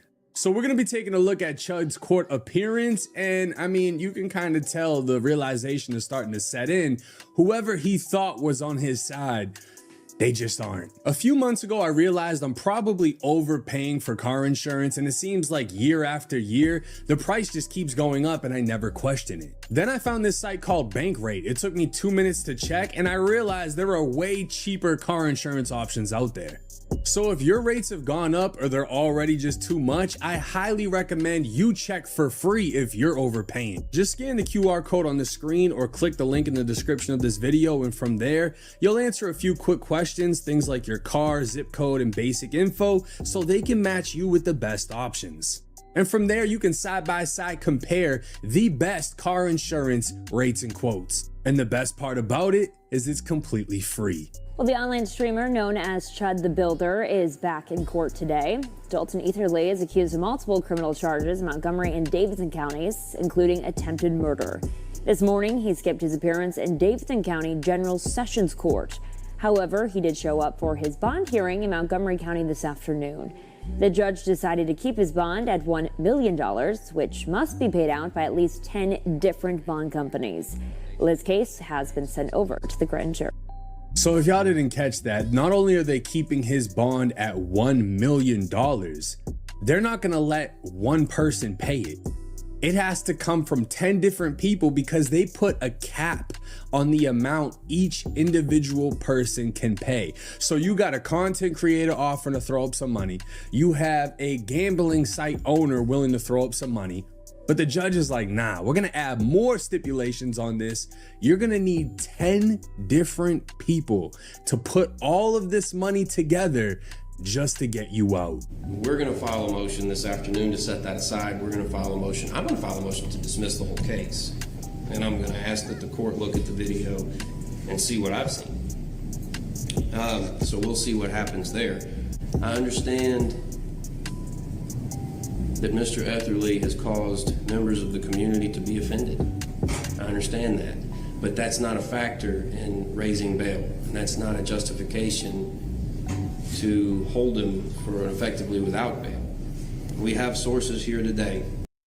Nope, but shooting a documented PTSD military veteran outside of my courthouse, because that's how the judge looking at it. You shot this man outside my courthouse in the process of shooting your own dumbass damn self when you should have just called the popo. I ain't scared no popo, call the popo ho. But call the popo ho. I ain't scared no popo, call the popo ho. Call the popo ho. Goddamn. Okay. Oh, okay. Yeah, man. Like, they keep on acting like he's locked up because he's calling people the N-word. They didn't lock him up for that. They locked him up because you shot a person outside the courthouse, gang. You stupid. You doofy. Special Officer Doofy reporting. And I have, not in addition to the Give, Send, Go money that's been raised, there's a gentleman back here named Alex Rosen who makes a lot of money online doing a pretty noble thing. He has this show or podcast or whatever you call it these days called Poaching Predators, I think it's called. Predator Poachers. Predator Poachers. So the lawyer is straight up saying, look, my client's pissed off half the population of the United States of America, but that isn't a reason to keep him in jail. And we even have somebody with a lot of money that's willing to put a lot of money on the line to get him released. Now, he's speaking about 27-year-old Alex Rosen, and I know that's a hard 27 right there, but This guy's content is literally running down and catching predators state to state, figuring out who's doing what, creep shit, this and that, running down on them and getting their asses locked. And he is 26, 27, y'all. Look at this. Look at this guy. Look. Stop it. Get some help. Get some help. You see, God don't like ugly. And when you want to support racists, you donated $10,000 of your own money to support Chud the Builder. It's probably because he used to be a real tub of lard like you. Get your fat ass back here. Yeah, get your fat ass back here. I'm not done. I'm about to roast you, Santa. Joe Jolly Ollie ass. You look like you about to do the truffle shuffle. All my 90s babies, you should know what the truffle shuffle is, all right? Shout out to the Goonies. You know what I'm saying? Okay. You dig? But I ain't even done with you. Come back here. Where do you think you're going? I was just... No, you're not. Yeah, no, you not, Joe Big. You see, and I'm starting to feel like, because I seen a post that said there are two types of people who do content like him.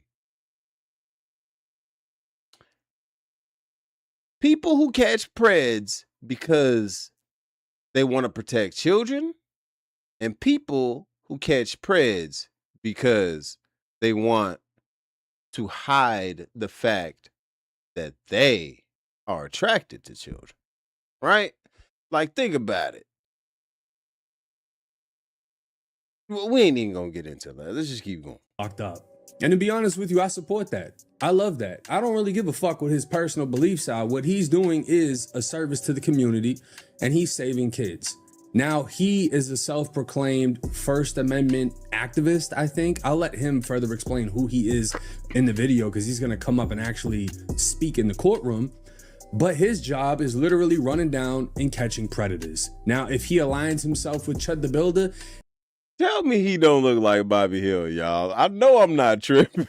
That doesn't take away from what he does for the community. And he makes about 6 figures a month. And from what my discussions with Mr. Rosen, his efforts have led to the arrest of some 90 different suspected pedophiles this year alone. So totally legit source of income. He's willing to post the bail. But the order from Judge Poland said we're not allowed to use the give, send, go money. There's about $300,000 there, so we could post that bail there also.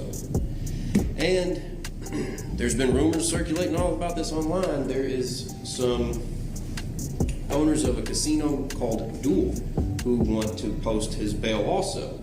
I can't probably get that approved by this court, but they're a foreign corporation, Judge.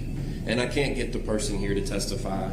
However, I believe they're working with Mr. Leverson's bonding company to put $1 million in his account so that he has the collateral should Mr. Etherly fail to appear, the whole collateral. And that's in addition to Mr. Leverson's insurance fund that he has. I'll be honest with you, this is insane. They got a guy that makes 6 figures a month exposing predators, willing to hand over some money. They have a Give, Send, Go, which is like a GoFundMe with over 300,000 in it. They have a online betting app, whatever, that's willing to hand over $1 million or a ton of money. They have multiple different ways to pay this off, and it's getting denied. All of it is getting denied. They're putting a cap on who can pay what. They're saying they need it from 10 different people. I don't even know if I agree with this.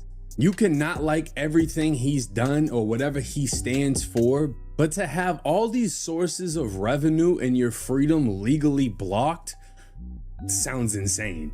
The facts of the matter of this particular case here, given Mr. Etherly's business venture, which is Chud the Builder, is live streaming certain interactions with black people, saying derogatory things. We know what that is. The way he said black people almost sounded derogatory. Causing an interaction and a response from certain black people on the street. I've been doing it for probably close to a year now. That's his stated purpose: incite and provoke black people for a response. And that's what he did on May 13th here. No legitimate purpose for being at the courthouse that day. He had missed court at 9 o'clock. This is all proof that came out in the preliminary hearing. Mr. Fox, however, was here on a child support matter with his wife to begin at 1:30. Okay, this is new, and this is something we haven't heard before. Everybody was under the impression that the victim in this case, Joshua Fox, pulled up on Chud the Builder because he heard he was going to be there, right? So everyone was saying, oh, well, this guy had every intent on a confrontation. But now we're hearing Chud missed court at 9 a.m., came back at a later time in which this guy is saying Chud really had no reason to be there, versus the victim was at the courthouse due to a child support matter with his wife.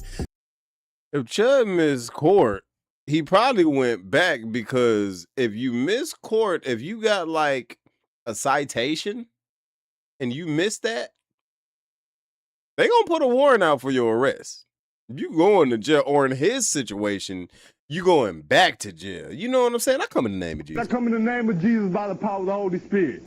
And Chud knew that his dumb ass missed the first court hearing, so they was gonna get him. Gotcha, bitch. So he probably went back trying to beg and plead to the symphony, but they probably turned him away.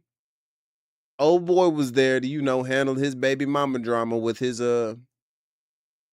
wife, because the child support or whatever. They seen Chud, and then, you know, Chud proceeds to pull out his camera and things commence. But all of this could have been avoided, Chud, if you would have just shut up. Shut up! You better keep your goddamn mouth shut! Now look at you now, laid up with Big Willie somewhere, being asked. So, how's the ball licking coming along? And whose fault is that, Chud? Nobody's but your own. So he actually had court, not Chud, which changes a lot of things, because everyone was like, oh, Chud was supposed to be there. This guy must have caught Chud coming out of the courthouse. This also explains how Chud had a firearm at the courthouse, because he wasn't going in. He was outside with his gun. We have tracked through video the exact moments that all parties arrived on the courthouse campus. Mr. Fox and his wife arrived about 1:08 from North 3rd Street and proceed to go to the main entrance and just sit on those concrete planters. Mr. Etherly probably makes it to the parking lot about 1:12.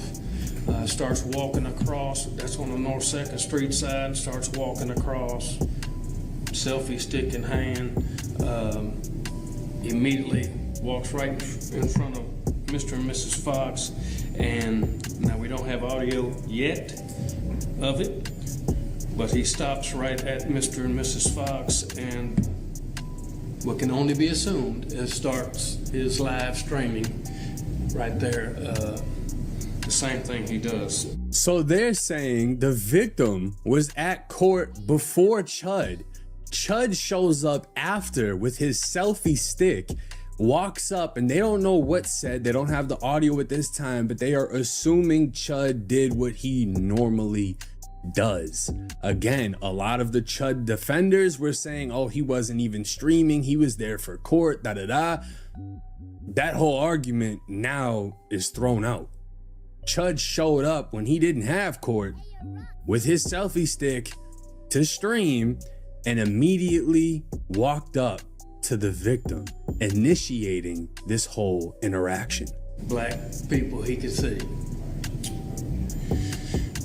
That happens for maybe a minute right there. Mr. Etherly walks away. Selfie stick in his right hand. He's still looking back at Mr. Fox over here. Mr. Fox is looking at him. Mr. Fox does get up and approach Mr. Etherly. Mr. Etherly switches his selfie stick to the left hand. He puts his right hand in his suit pocket. This is prior to any physical interaction. Mr. Fox walks away from him. He comes back, Mr. Etherly is trying to reach something out of his pocket. Just common sense says it's the firearm because he has the selfie stick in his left hand. And then Mr. Fox strikes him as the gun comes out. 7 shots are fired within seconds. So Chud started the interaction with the victim walking up to the first black person he saw at the courthouse, selfie stick in hand. About a minute goes by, he walks away. The victim walks up to him. Chud switches the selfie stick to his left hand, reaches down for his gun. This is before anything physical happened. As he's struggling to pull the gun, the victim swings at him, and then 7 shots go off in a matter of seconds. 5 of them, I believe, struck Mr. Fox. 7 shots go off? 7 shots go off. You hit that man once, and you hit yourself once. So you really tried to light the entire block up.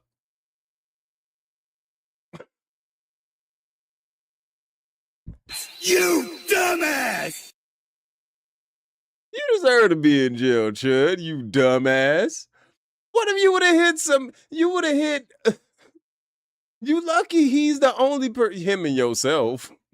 You lucky y'all two are the only persons you hit, bro. What the? And see, the people defended him and be like, he has every right to defend himself after provoking somebody. He don't got the right to shoot the block up. This motherfucker shot the 7 shots in a matter of seconds. He emptied the clip, dog.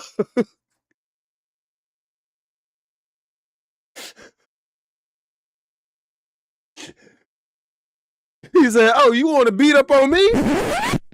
I don't give a fuck, Keisha.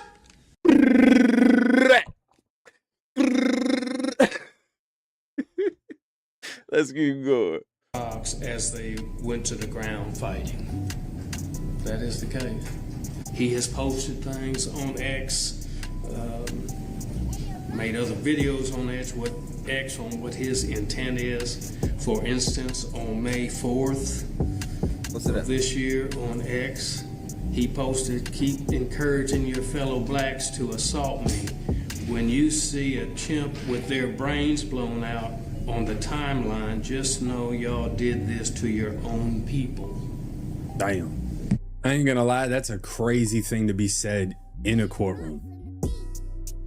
Like I can't even think that Chud's sitting there like, yeah, that was a good post. Like, no, that was horrible. May 7, 2016. This is 6 days before this event. Chud the Builder posts on X. I will defend my life with lethal force. Do not approach me with intent to threaten bodily harm.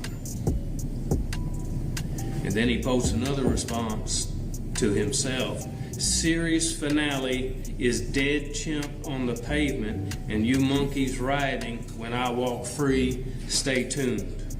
Did y'all notice how the judge heard that and looked down like he's writing a note? This does not seem to be going in Chud's favor whatsoever. I mean, hearing things like that being said in court and then knowing that you walked up to somebody first, you really had no reason to be there. I mean, you have every right to be there, but you didn't have a purpose in being there, right? There's no reason Chud can't go to a public courthouse. It's public. Let's get that straight.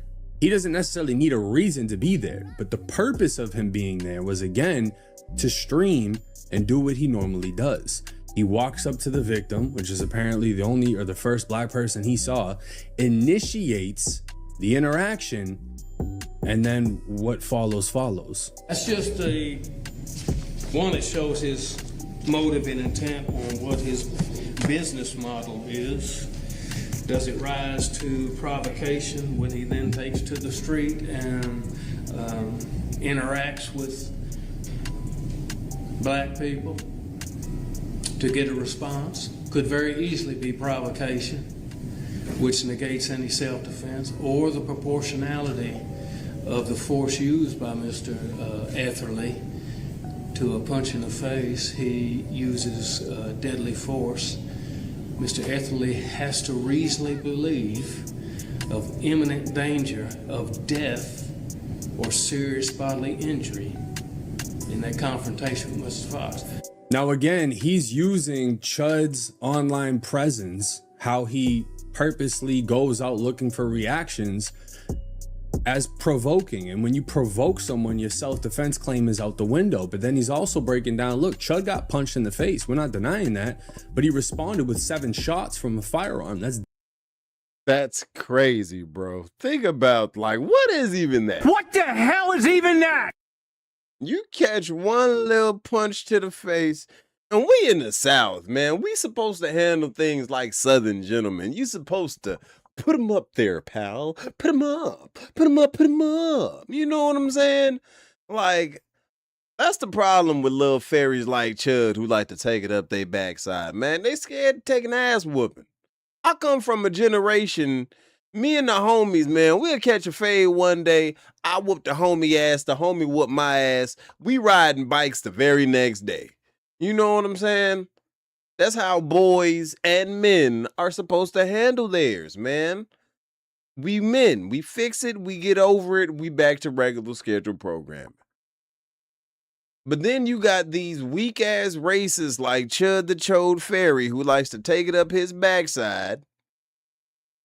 And they can't handle, they like to provoke people.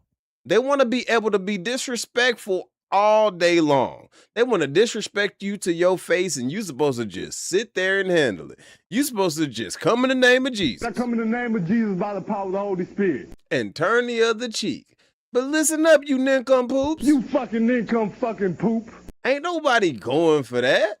You out your damn mind. And you see what happens.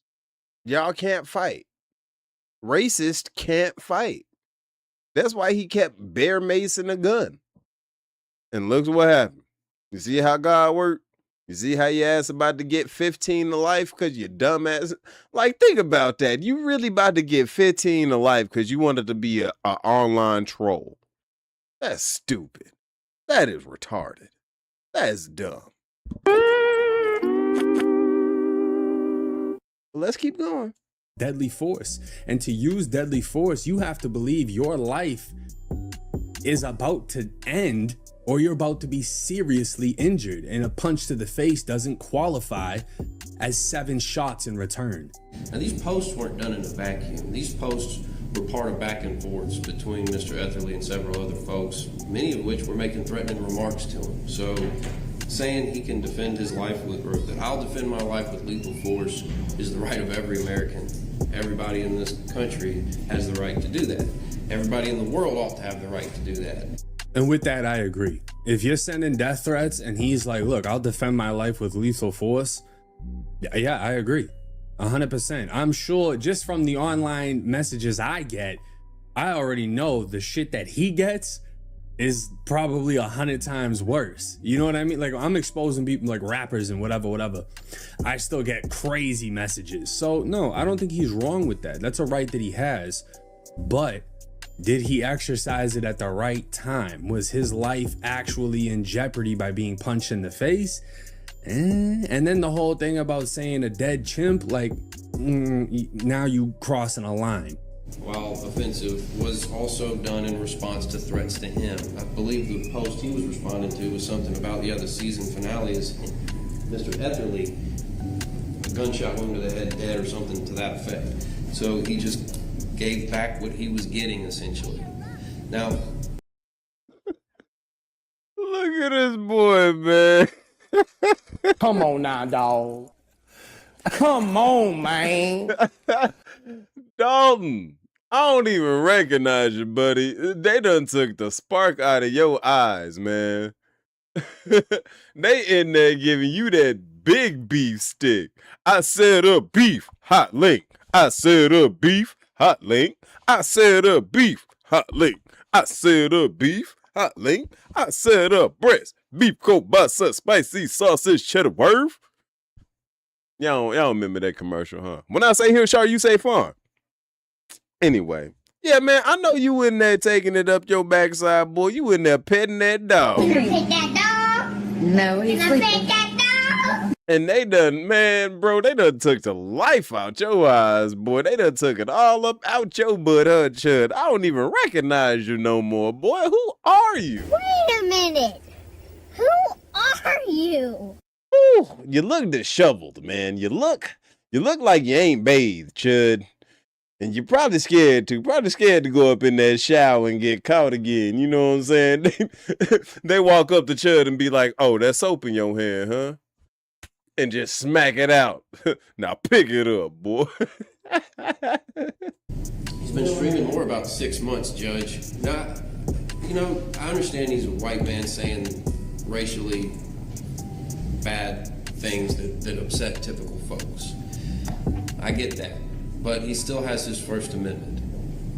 And regardless of whether it's offensive by the general population, he has to be allowed to speak when he wants to speak, unless it breaks the law. And it's not illegal yet to say those things. It might be illegal in Great Britain, but it's not illegal here. So the thing is, if you want the right to freedom of speech and you don't want to end up like the UK, where if you say something online, you literally go to jail, you have to accept everything that comes with free speech. Does that mean that I align or agree with what he's been saying? No, absolutely not. But the thing is, you can't pick and choose when it comes to free speech.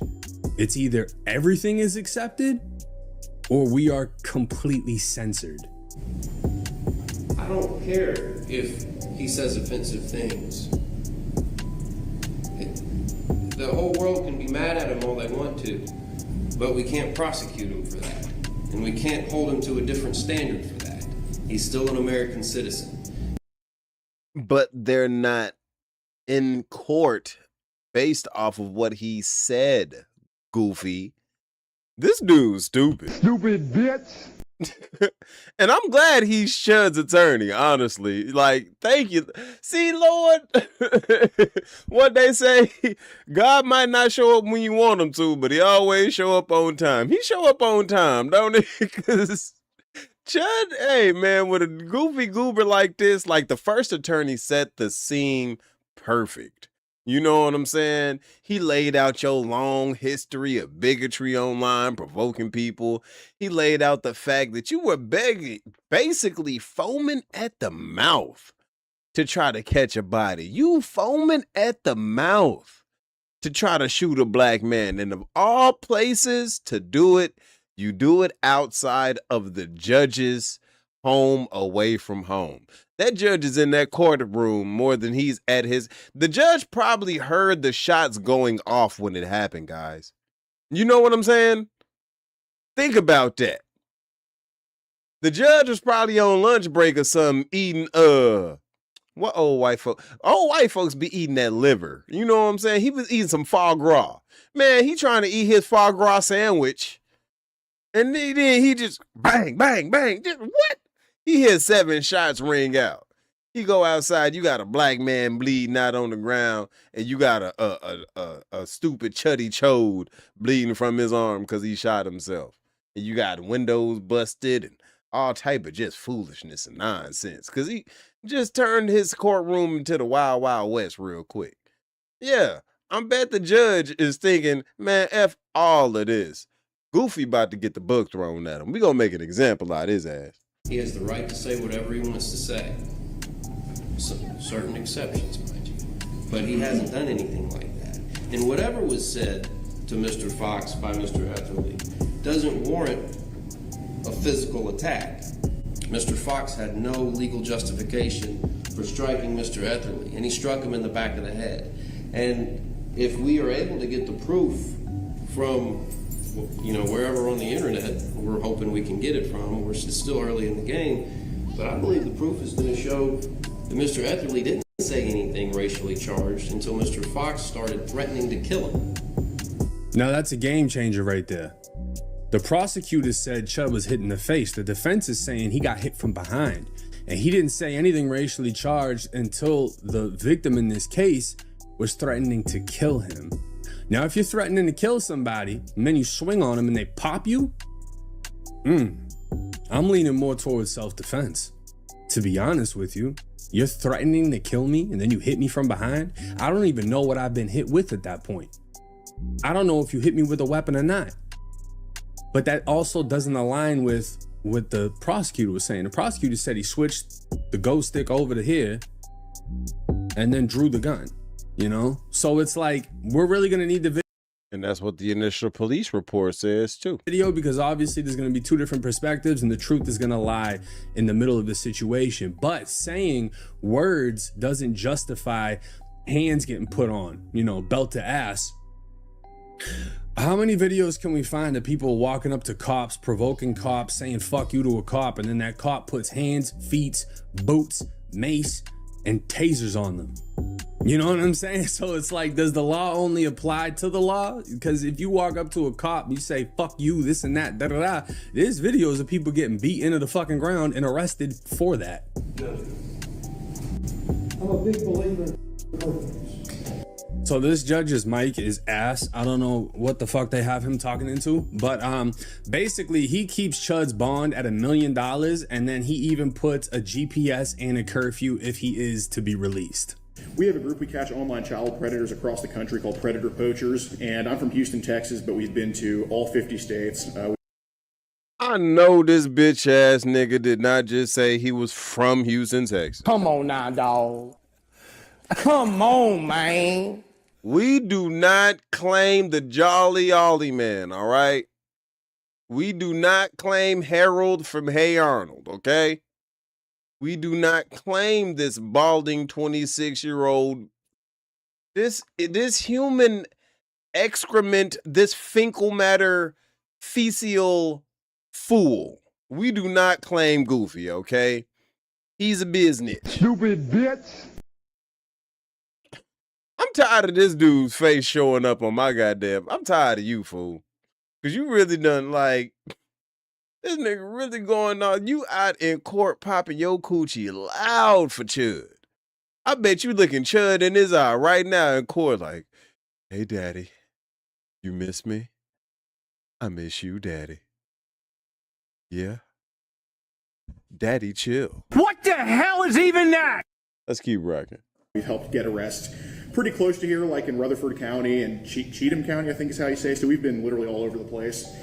And yeah, so I've been doing this for 7 years since I was 19 years old. I'm 26 years old now, and I employ 20 people. That's a rough 26. But hey, $500,000 in the account, started when you were 19, not college educated, and literally found your own lane in life, creating content that's positively affecting the community. Shout out to you, bro.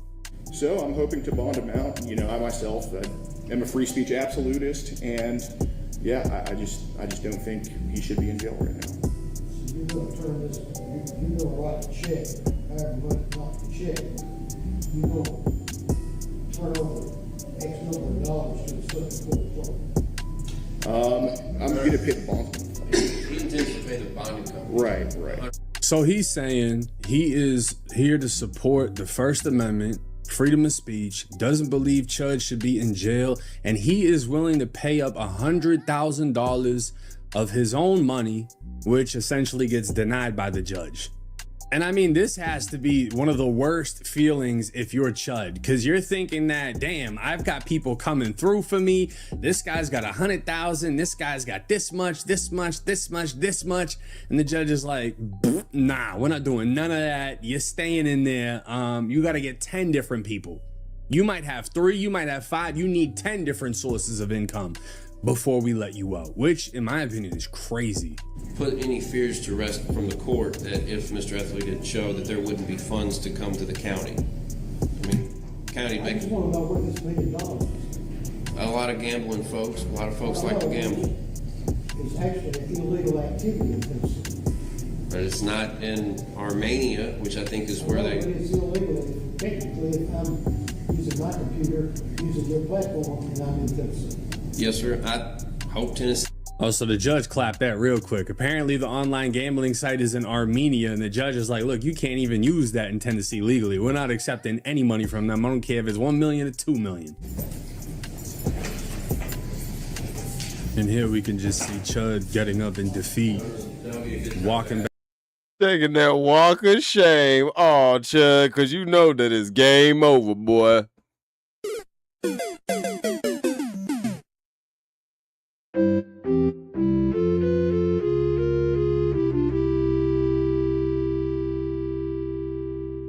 Because you thought it was a game. You thought that life was a game. You thought that you were going to get rich by playing with black people. And guess what, Chud? We showed you that racism is an expensive game these days, all right? It ain't the same no more, gang. We making things real expensive for you. So much so that you could have friends with money willing to bail you out, and it's still not enough, Chud. Ain't that amazing? I love it, dog. He gonna be going back up in there. He gonna get to his celly, and his celly gonna be like, So, how's the ball licking coming along? Back to the tank before being transported back to the county jail. So I call that getting smoked in court because he thought he had the defense down. He thought he had the funds. People are coming up with money, offering money in support of freedom of speech, regardless of whether it's hateful rhetoric or antagonizing, whatever. People are supporting the First Amendment. They're willing to throw money, and it basically all gets denied. The prosecutors are saying one thing, look, this is how it happened. Chud had no reason to be there. He walked up to the victim first and started this. The defense is saying our client got struck from behind. We don't have the video. Hopefully we can get the video. This is all over the place, but it's not looking good for Chud.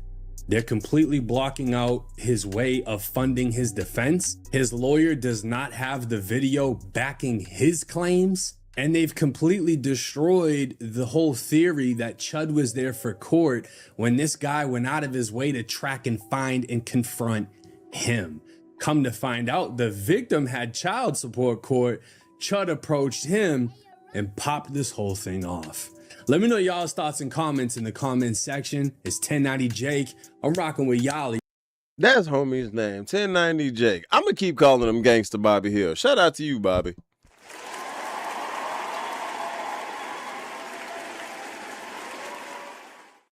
Yeah, you know what I'm saying? And yeah, we gonna keep y'all updated on the Chud the Chode situation, man. Before we get into the next reaction, let's check out the chat. Let's see what my people be talking about. Yeah, so I didn't know that Chud's victim, that his GoFundMe was down, but I'm wondering if maybe, because I know, you know, apparently the stomach wound was pretty serious, so I'm wondering if he didn't pull that to pay for, you know, medical bills and whatnot. Like, you know what I'm saying? We're gonna have to look deeper into that. But yeah, homie definitely had a horrible attorney. Shout out to FBA combat veteran in the building. He says, hey, yeah, okay. Summer Santa, y'all stupid. My boy Reaction Command Center says, I wonder what they're going to do to him first and where it's going to happen. Maybe the showers, to the cell, to the chow hall. Man, to the sweat drip down his balls. All them Chud bitch crawl. All ski, ski, ski. Imagine you up in jail and they singing that song to you because they know they're about to get you. Man, boy, damn, Chud. Woo! I wouldn't want to be you. I ain't even gonna lie. You go up in the shower, you trying to wash the shampoo out your eyes, and all you hear is, gotcha, bitch. You know what I'm saying? You know they're about to get that butt, Chud. But hey, maybe Chud likes that. You know what I'm saying? According to the black chick, you know, Chud was liking that. So she said she was hitting him with that Peggy Hill, and I ain't talking about Peggy Hill. You dig? But shout out to my people in the building. We about to get into the next one. Before we get into the next one, let me make sure we ain't got no names, you know what I'm saying? Cool. We ain't got none. All right, we gonna keep it rocking and rolling, all right? Make sure y'all hit that like button for y'all, boy, you know what I'm saying? I appreciate everybody in the building.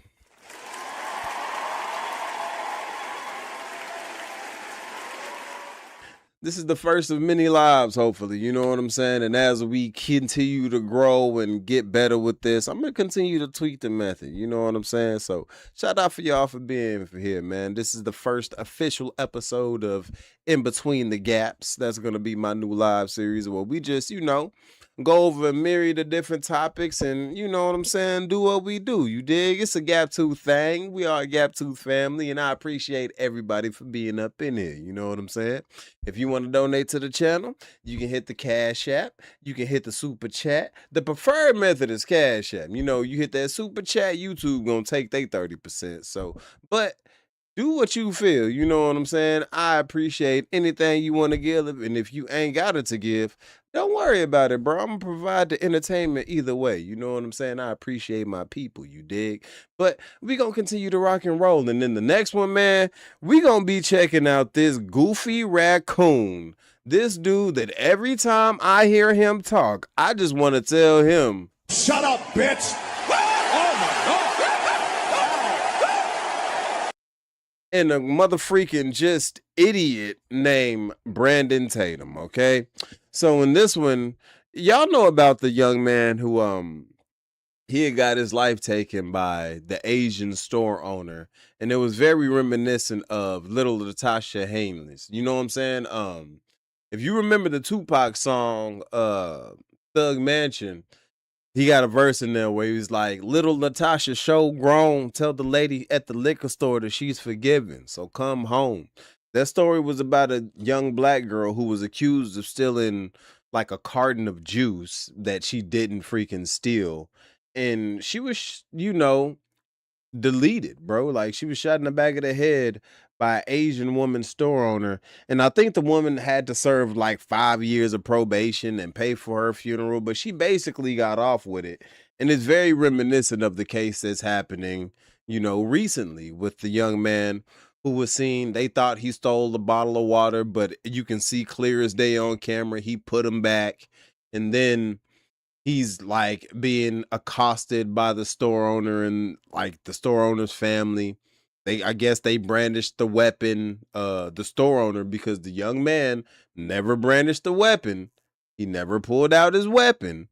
But once the store owner made it known that he had a weapon, young boy took off and they shot him in the back and killed him. You know what I'm saying? And God rest his soul, man. But you know, this raccoon couldn't wait to just make this the kid's fault because it's a black kid. You know what I'm saying? And I can't stand dudes like Brandon Tatum. Like, you use every situation you can to pander to your bullshit ass audience. And especially after they ate him up for not defending Chud the Chode, which is really surprising to me because you would think out of any bootlicker, it'd have been Brandon Tatum to do it. But yeah, man, without further ado, we are dropping into a reaction zone, y'all. Make sure y'all hit that like button. Make sure y'all hit that hype button. And let's see what this goofy... So, how's the ball licking coming along? ...gotta say.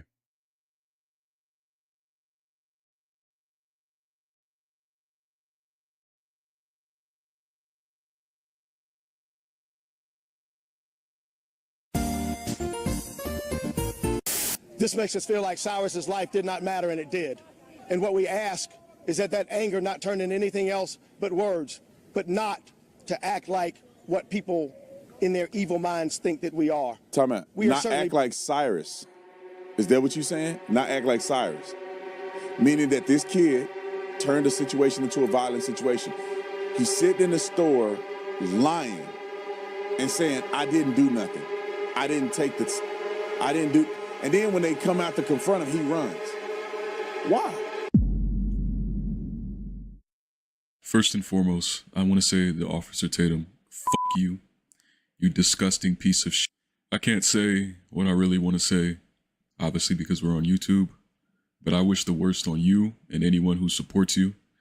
The fact that after your entire video, the entire video you spent lying about a case in which a 14-year-old boy lost his life just to stay aligned with your disgusting right-wing grift. You have the audacity to put up your merch and whatever other links you have at the end for your outro.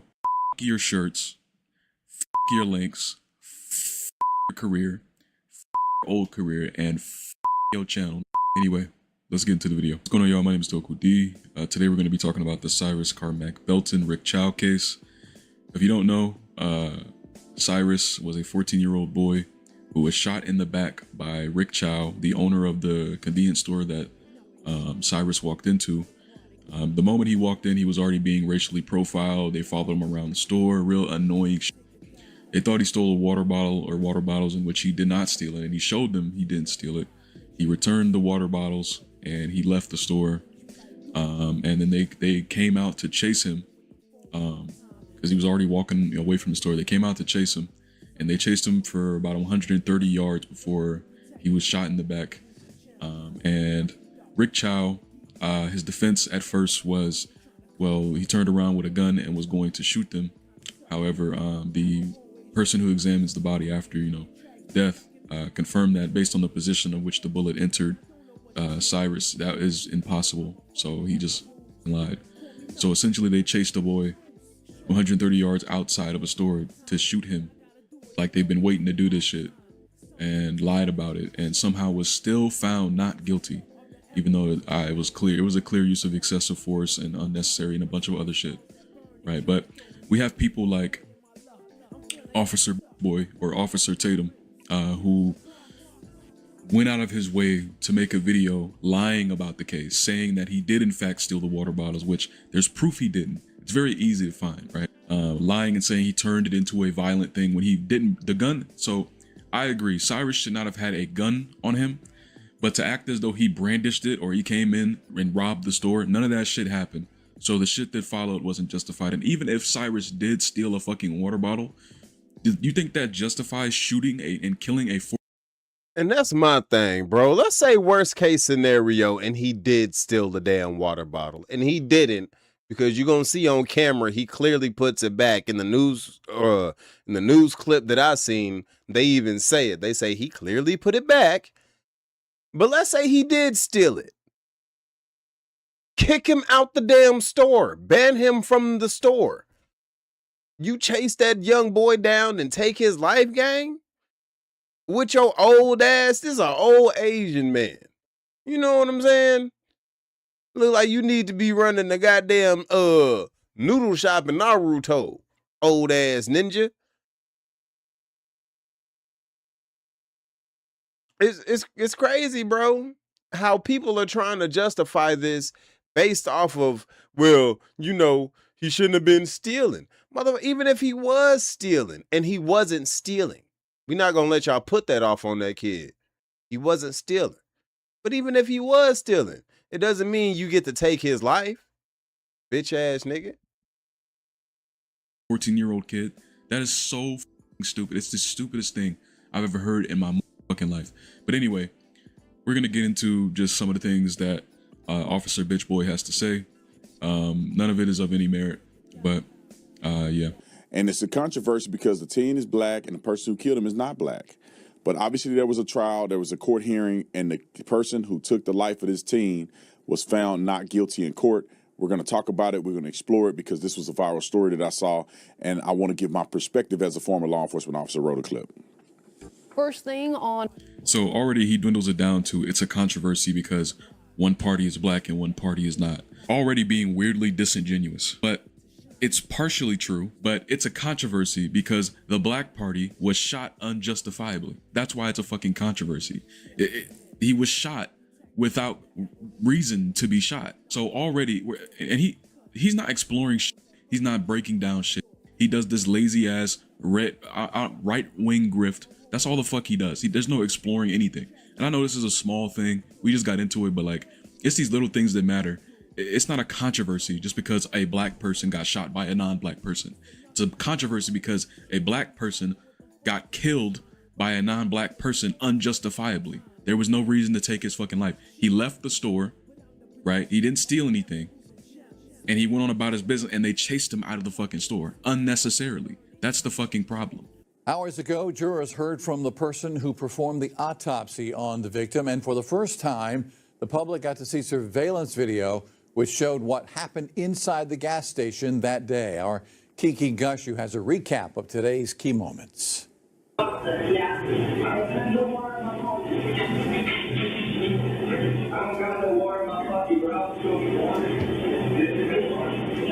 For the first time, jurors and the public got to see what took place inside the Shell gas station on Park Lane Road in the minutes before Cyrus Carmack Belton was killed in May of 2023. The video shows Belton taking water bottles out of a cooler, then immediately putting them back in, then immediately putting them back in, then immediately putting them back in. Then immediately putting them back in. You bitch, hold on, because I want to make sure it's on your bitch ass face when I say Putting this. them back in, then immediately. You bitch ass nigga, immediately putting them back in. So anything that's about to come out of your mush goofy ass mouth is null and void. Shut up. Shut up! You better keep your goddamn mouth shut! Immediately putting them back in. Damn, I don't think I heard that. Replay that one more time. The video shows Belton taking water bottles out of a cooler, then immediately putting them back in. Oh, okay, so he didn't steal anything. So why does this oblong head nigga keep saying he did? At the beginning, if you remember, he said he was lying and stealing, and then they explicitly say he put the water bottles back. This is what I'm talking about with this nigga is just lying to prove a, or not even prove, he's not proving shit, to push a narrative. He's sitting there watching the shit, has nothing to say about this particular part, and then later goes on to be like, well, he was stealing. You know what? I don't even want to harp on the stealing too much, because whether he was or was not stealing, which he was not, it does not fucking matter. It doesn't make it okay to then shoot and kill a 14-year-old child. And let's emphasize that too. A child, because people keep calling him a young man, all this other shit. This was a child, 14 years old. Okay? When it comes to black people, we're young men, we're men and all this other shit. And other kids are kids. This was a child.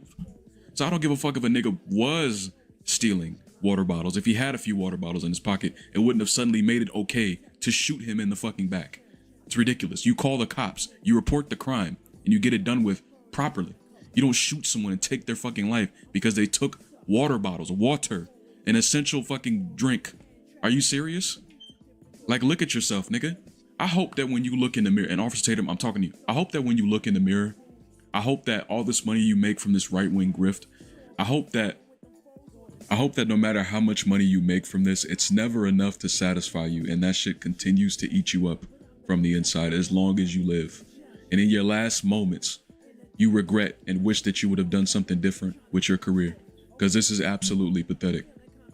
Roll the next clip. Time out. You know when they say, they always following us around the store because I'm black. Because y'all in the store doing this. Chinese people ain't in the store doing this. Y'all in the store doing this, man. How do you know, Mr. Tatum? When I was young, I was stealing out of the store too. For a second, imagine you're a grown-ass man imitating what you think black people are like while being... So if you was young and you was stealing out of the store too, then does that mean somebody should have plucked your stupid ass? Sit your dumb ass down. Because honestly, I mean, if we could have little homie back and replace him with you, I'd gladly press the button. If you put a button in front of me right now and the Lord said, Gaptooth, I heard you come in the name of Jesus. I come in the name of Jesus by the power of the Holy Spirit.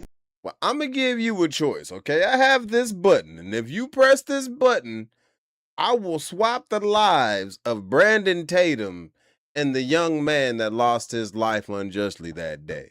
Guess what you think I'm going to do? You ain't even got a guess. A black person, right? All to the effect to justify being racist when you see someone of a certain skin tone in a convenience store.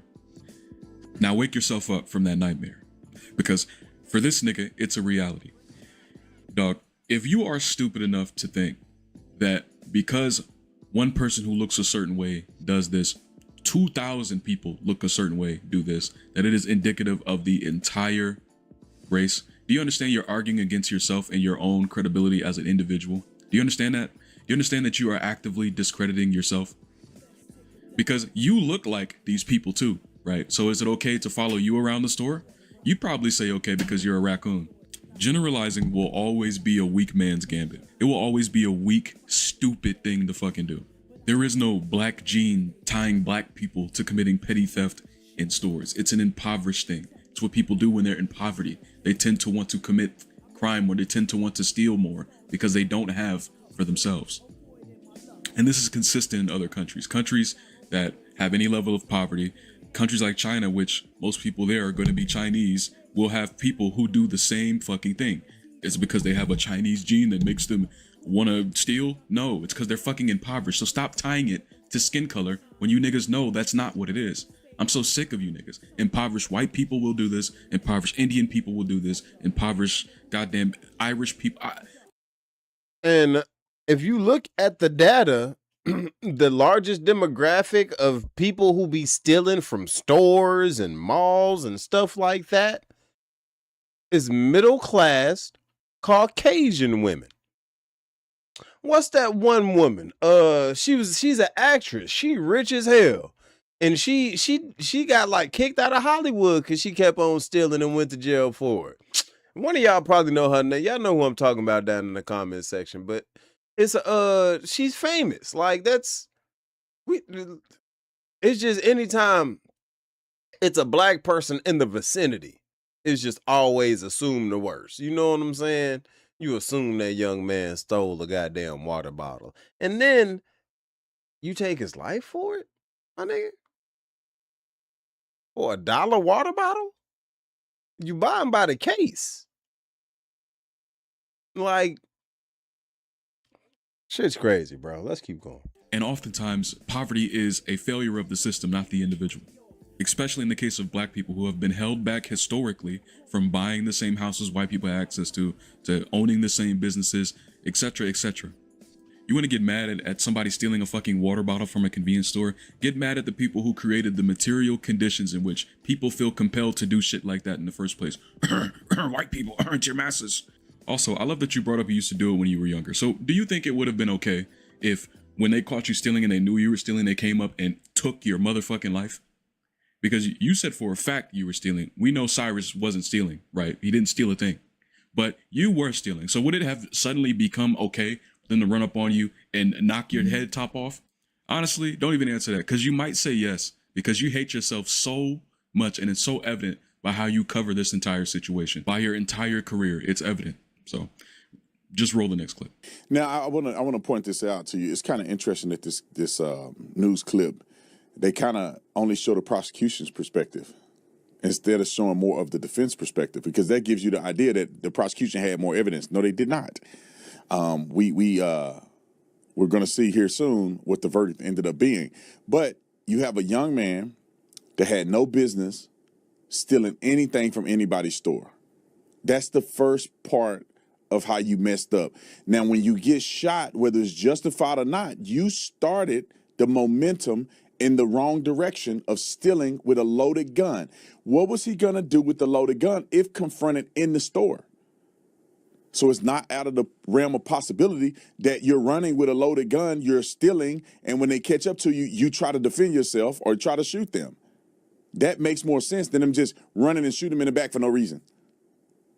Okay, let's listen to the verdict. Let this be a great example. Shout out to my moderators in the chat. You know what I'm saying? Y'all earning y'all stripes today. Winona Ryder, that's who that was. Yes, we know we know who known for thieving.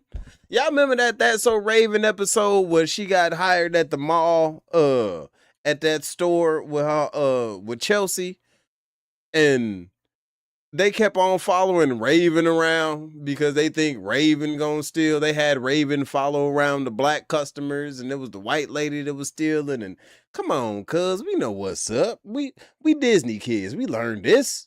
Example of how racist, it doesn't matter if you have evidence, it doesn't matter if you have truth, they will sit there and pretend and be disingenuous with you as if the shit isn't right in their face. This nigga is looking at the same video we have looked at and concluding things that did not happen and speculating things in the video that did happen. You said, what if they did confront him in the store? Look, they did confront the nigga in the store with a loaded gun. He didn't do any fucking thing. He left the store. What are you speculating for, nigga?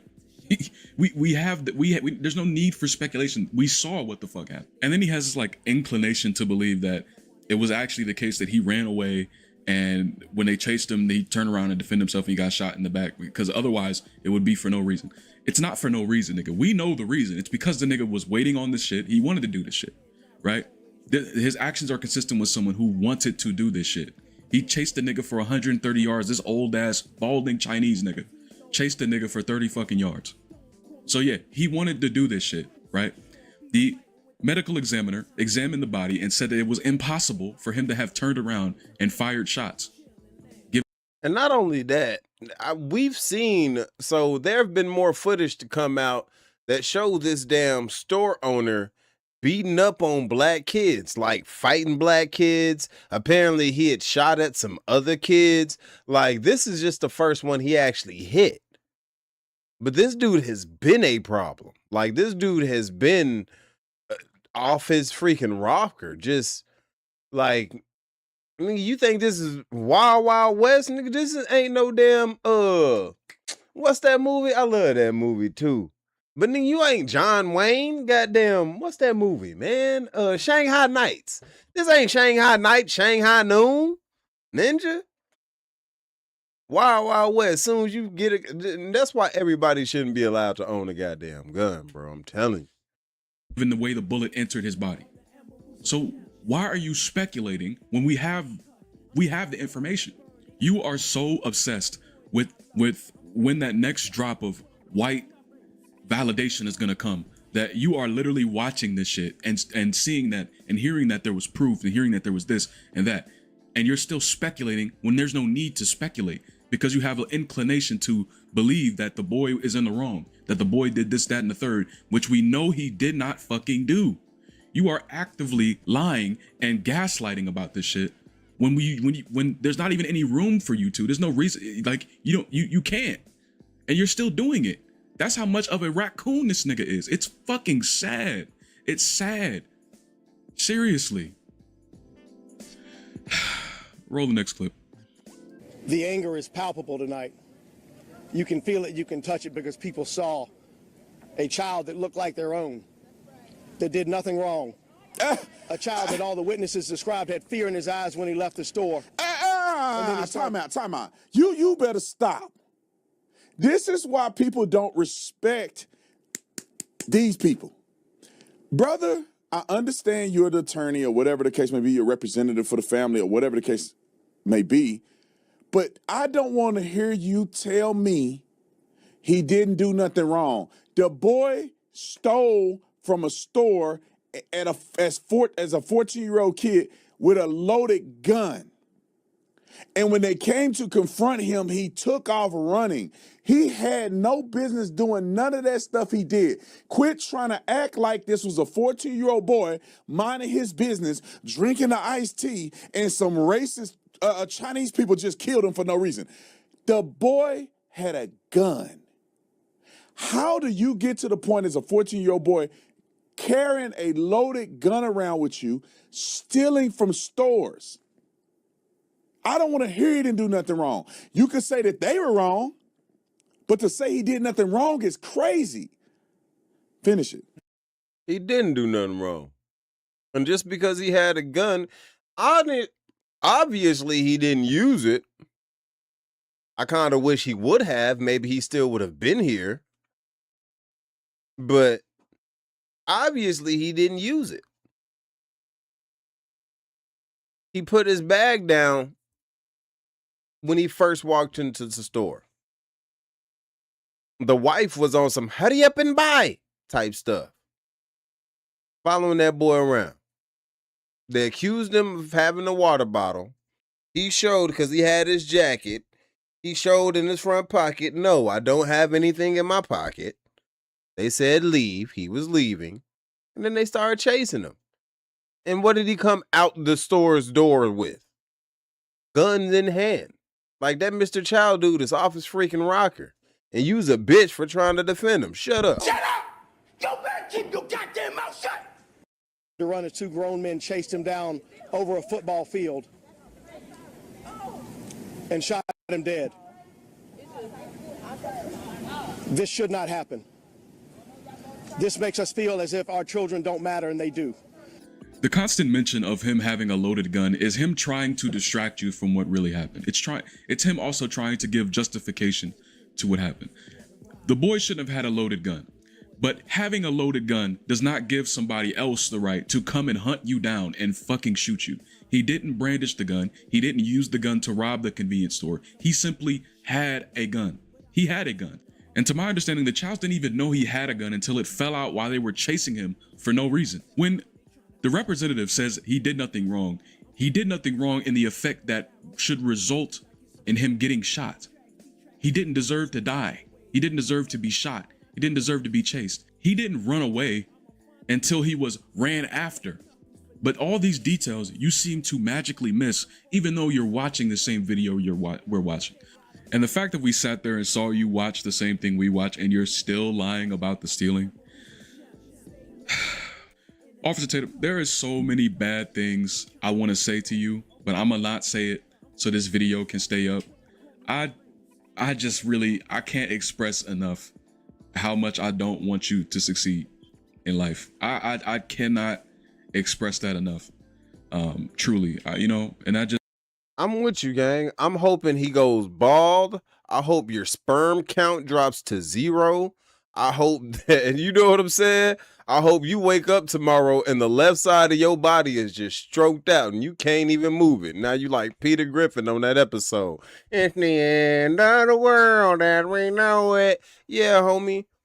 I want a series of unfortunate events like that book series, you know what I'm saying? Yeah, your boy used to read Gaptoothgainz, you know what I'm saying? We literature nerds. I mean, we be reading, you know what I'm saying? It's cool to read. Reading is fundamental. But yeah, homie, I hope a series of unfortunate events befall you and your bloodline. You know what I'm saying? I hope your tiny wiener gets even tinier, because we know people who grift like you ain't carrying, gang. You know what I'm saying? Man, look. Bottom line, bro, you're despicable. Straight up. And shout out to homie for drawing him. Like, I feel like you captured the cooniness in his face. You know what I'm saying? He got them the raccoon shits around his eyes. Like, yeah, this is a good drawing of you, Brandon Tatum, you D-bag. Let's finish this. That's gonna have to wrap up this video. Though the topic of this video was very sad and exhausting, and is a sign that injustices still do exist. I hope y'all enjoyed this video for what you could take from it. The drawing has a little bit to go, so I'm gonna let it go, but I appreciate everything y'all do and support. Shout out to the homie, man.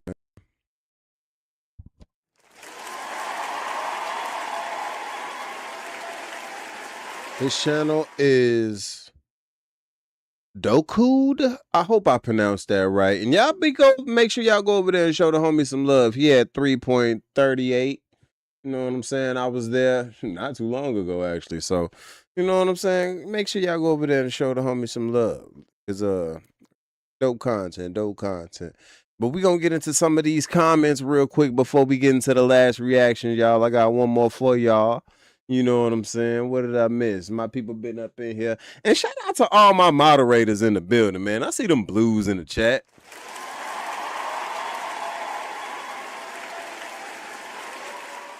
You know, I wasn't nervous about going live, but I'm not used to it yet. You know what I'm saying? So I'm trying to really get the flow of this.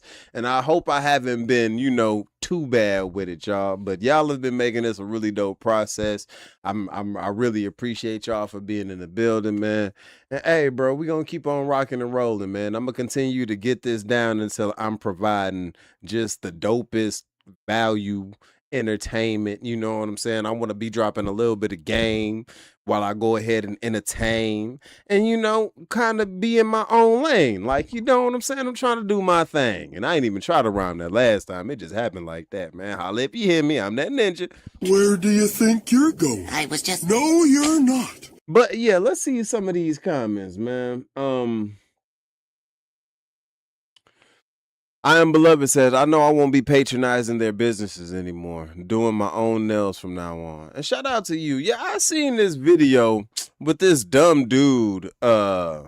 It's an Asian dude, and he's basically daring black people to boycott Asian businesses. He's like, basically everything that y'all use, you get from us, and whoop de whoop, and none. And it's like, y'all ain't create nothing. Y'all might have like copied and manufactured it cheaply, but homie, we don't need nothing from y'all. Like straight up, y'all wouldn't be here without us. Like people forget that the Civil Rights Bill made it able for all other minorities to come here, gang. So like you ain't saying shit. We don't need you. You needed us to get over here and have a shot at the American dream. You need to remember that, homie. But let's see. Let's go down. Like, I think if everybody stops shopping with them and starts shopping at certain businesses, they'll get the message. Facts. The hostile intent was there. When I used to work at loss prevention, we couldn't even leave a parking lot. It should have been justified. It shouldn't have been justified at all for him to leave the store and follow him. And that's what I'm saying, gang. Like, you chase that, especially as an old ass man, you chased this kid 130 yards. You were out for blood that day, dog. Like, you know what I'm saying? You got a new gun and you wanted to use it. Like, that's what that was, bro. Straight up. My boy Reaction Command Center says somebody needs to whoop that dude. No joke. You could tell that he don't even like his own race. Yeah, man, Brandon Tatum is what we call a raccoon. All right, man. You know what I'm saying? When he looks in the mirror, he see a white man staring back. He see, you know what I'm saying? Like he wish he had Villalago like Michael Jackson. Like that's what that is. Where else am I at with these comments? Hold on, y'all. Hold on. I'm up and down with it. I'm up and down with it. This one says, just looking at his dumb face, not having any kind of sympathy is crazy. A child died this horrible way and just don't give a damn. I wish nothing on nobody, but if it happens to someone he loves. Yeah, man. How will he react? How would he feel? Yeah, bro. And Rick Child's attorney, Sean Kent, is the ultimate. Yeah, I seen that. He was represented by a black dude, and that had me thinking, is Sean Kent FBA? I'm gonna have to check. Is he FBA? Do y'all know? Was Mr. Child's lawyer FBA? Cause it's like, come on now, dog. Ain't no damn way, bro. We got to get on some type of code with this. Like, and he was in there fighting hard to keep this man from going to prison. Like, that is crazy, bro. Let's see the next one. Reaction. I followed that dude because I enjoyed his content, especially with the art. Yeah, homie got some he got some good think pieces, and I appreciate the art. I'm not good at drawing, but I do appreciate people who can do that shit. You know what I'm saying? I Am Beloved says you have good content. Shout out to you, sis. You know what I'm saying? I appreciate that. I take that. You know. And we gonna keep on rocking. CD Banks says I'm rocking with you, family. Shout out to you, gang. I appreciate you being in the building too, bro. Straight up. Shout out to everybody in the building.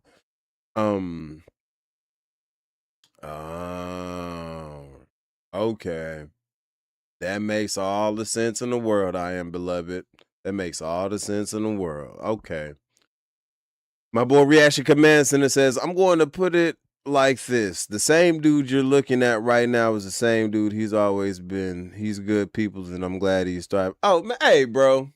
You the gang, man. You know what I'm saying? You already know we go back like a Cadillac on 4 flats. You know what I'm saying? But shout out to y'all. And then this next one, man, what we got for the last one? We got one more before we get on up out of here, and then we gonna get on up out of here. Okay. Yeah, okay. This is what we gonna do. Okay. And I have like a whole different format that I have scheduled. Like once I get this down packed, man, I'm gonna have banners, and I promise you, bro, the lives are gonna get a lot more professional, a lot more made, like a lot more streamlined. And you know what I'm saying? We gonna rock out, y'all. But I appreciate y'all for being here. Hold on, let me double check. You know what I'm saying? Make sure ain't nobody send nothing through the Cash App that I missed. All right, cool. It's all good. It's all love. You know what I'm saying? We gonna keep on rocking regardless. You know what I'm saying? And let's get it. Hold on. Been reading between the gaps. Yeah. Shout out to you, City Gang. Shout out to you, bro. I appreciate you being here. All right. Now let's set the stage for this last one. Make sure I'm on the right button setting. Boom, boom. All right.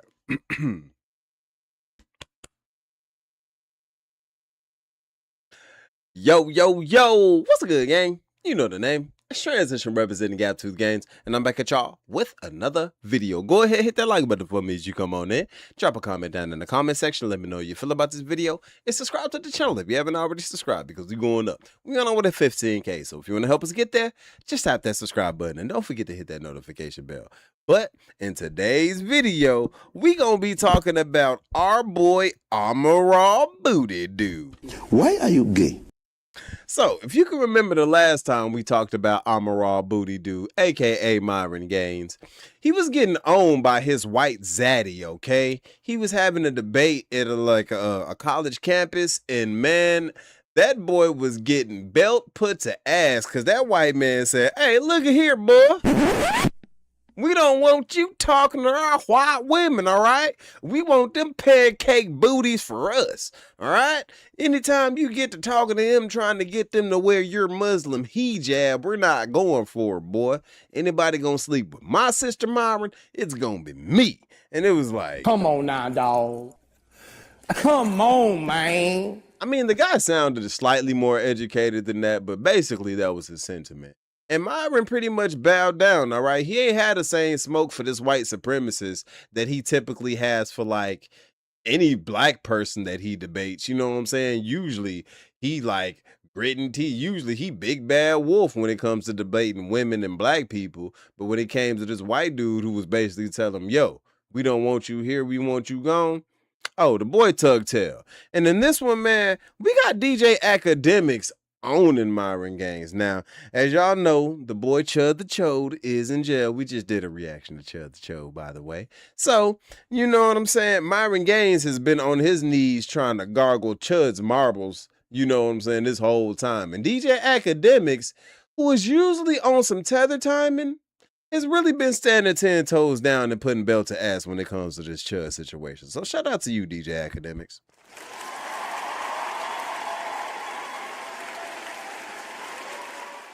But we are going to drop into a reaction zone. Make sure you hit that like button. Make sure you hit that hype button. And let's see what this fool Amaral Booty Dude got to say this time. Why are you gay?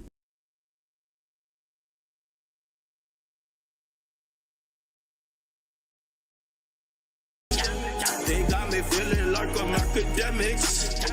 Can't ride away. What? OBS don't. Okay.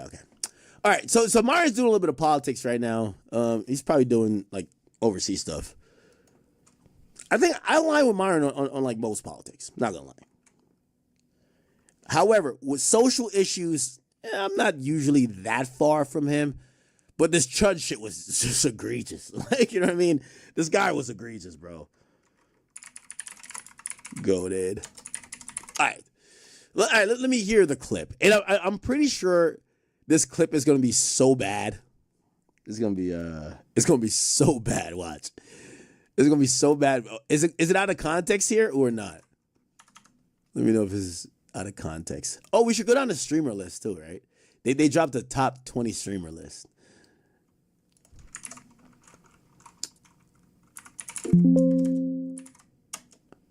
Okay, here we go. All right. Myron crashes out on academics, fans, and black people for being uncivilized. Let's see. And then some other Chinese niggas like, I did triad, and they fight and they make rap songs about that shit and create an entire lucrative career. No, bro, there's only one group of people that does that shit, and we know who the fuck it is. And it's like they don't want to deal with the elephant in the room that nigga.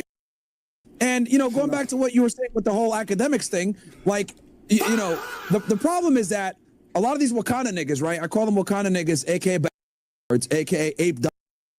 Like, they don't understand that everyone is tired of the bullshit, bro, okay? People are tired of walking around, having to worry about getting mugged, having to worry about getting robbed, or having to worry about saying the wrong thing at the wrong time, being called a racist. It's like, bro, get the fuck out of here, man.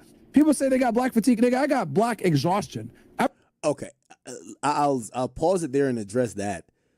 I do think there is a, culturally watching it, like I've seen white people started to act a little bit more like, hey, listen, we're starting to feel second class in this country where they could say this or they could act like this. And what I mean, they're talking about black people, right? And we can't. So like we're walking on eggshells while they could do whatever to express themselves. And I will be honest, obviously in the plight, it's like kind of like feminism in a way, in the plight of trying to kill racist rhetoric talk that has suppressive or oppressive history. Yes, I think it's the reason why people like Nick Fuentes is even like popping up a little bit. And even Trump to a certain extent. There's white people that want to be proud that they're white. And in America, I do feel like a lot of white people feel ashamed that they're white because there is that, and we're going to get to that, even that Drake line, which I've seen. Because in America, America's history, to be proud to be white means you are hating every other race in close proximity. In America, to be proud, white pride in America has always come at the cost of whatever other race had to deal with the brunt of it at the time. But especially us, we've dealt with it the most, the worst.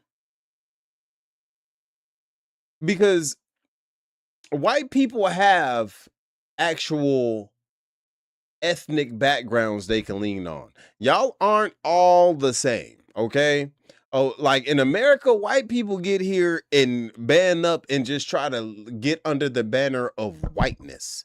But no, homie, some of y'all is Italian, some of y'all are German, some of y'all are Irish. Y'all have actual different histories that you can call upon and reach back to and, do.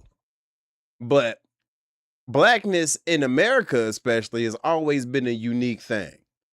It's never been a at the cost of somebody else. It's always been a self-love thing. So to be pro-black and to be pro-white are two different things.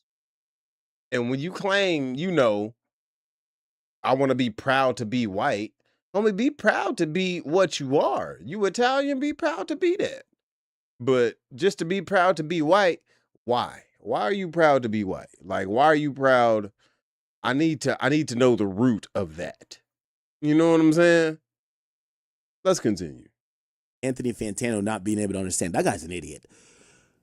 Where there is like a lot of there's a section of white dudes, some of them are mostly liberals, where they're like, the only time they get to be proud is if they get to condemn themselves. So they're like, yeah, white people are bad. And people look at them like, dog, you're white, So there hasn't been, even Clav. I think Clav has popped off with that too. I've never seen more young white creators not trying to be niggas in terms of they're not trying to rap like Drake or they're not trying to be into that culture. They're just happy with being white boys. They're like, I'm a white boy and I am happy to be a white boy. That, just being honest, that hasn't been the case for like 10 to 15 years. And not 10, let me just say 10 years. And it's because, like, usually that was seen to be racist. Like, if you're like, hey, I'm proud to be white. You're proud of what? You're racist.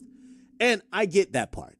Okay, so when Myron says that is a thing that I acknowledge and I see.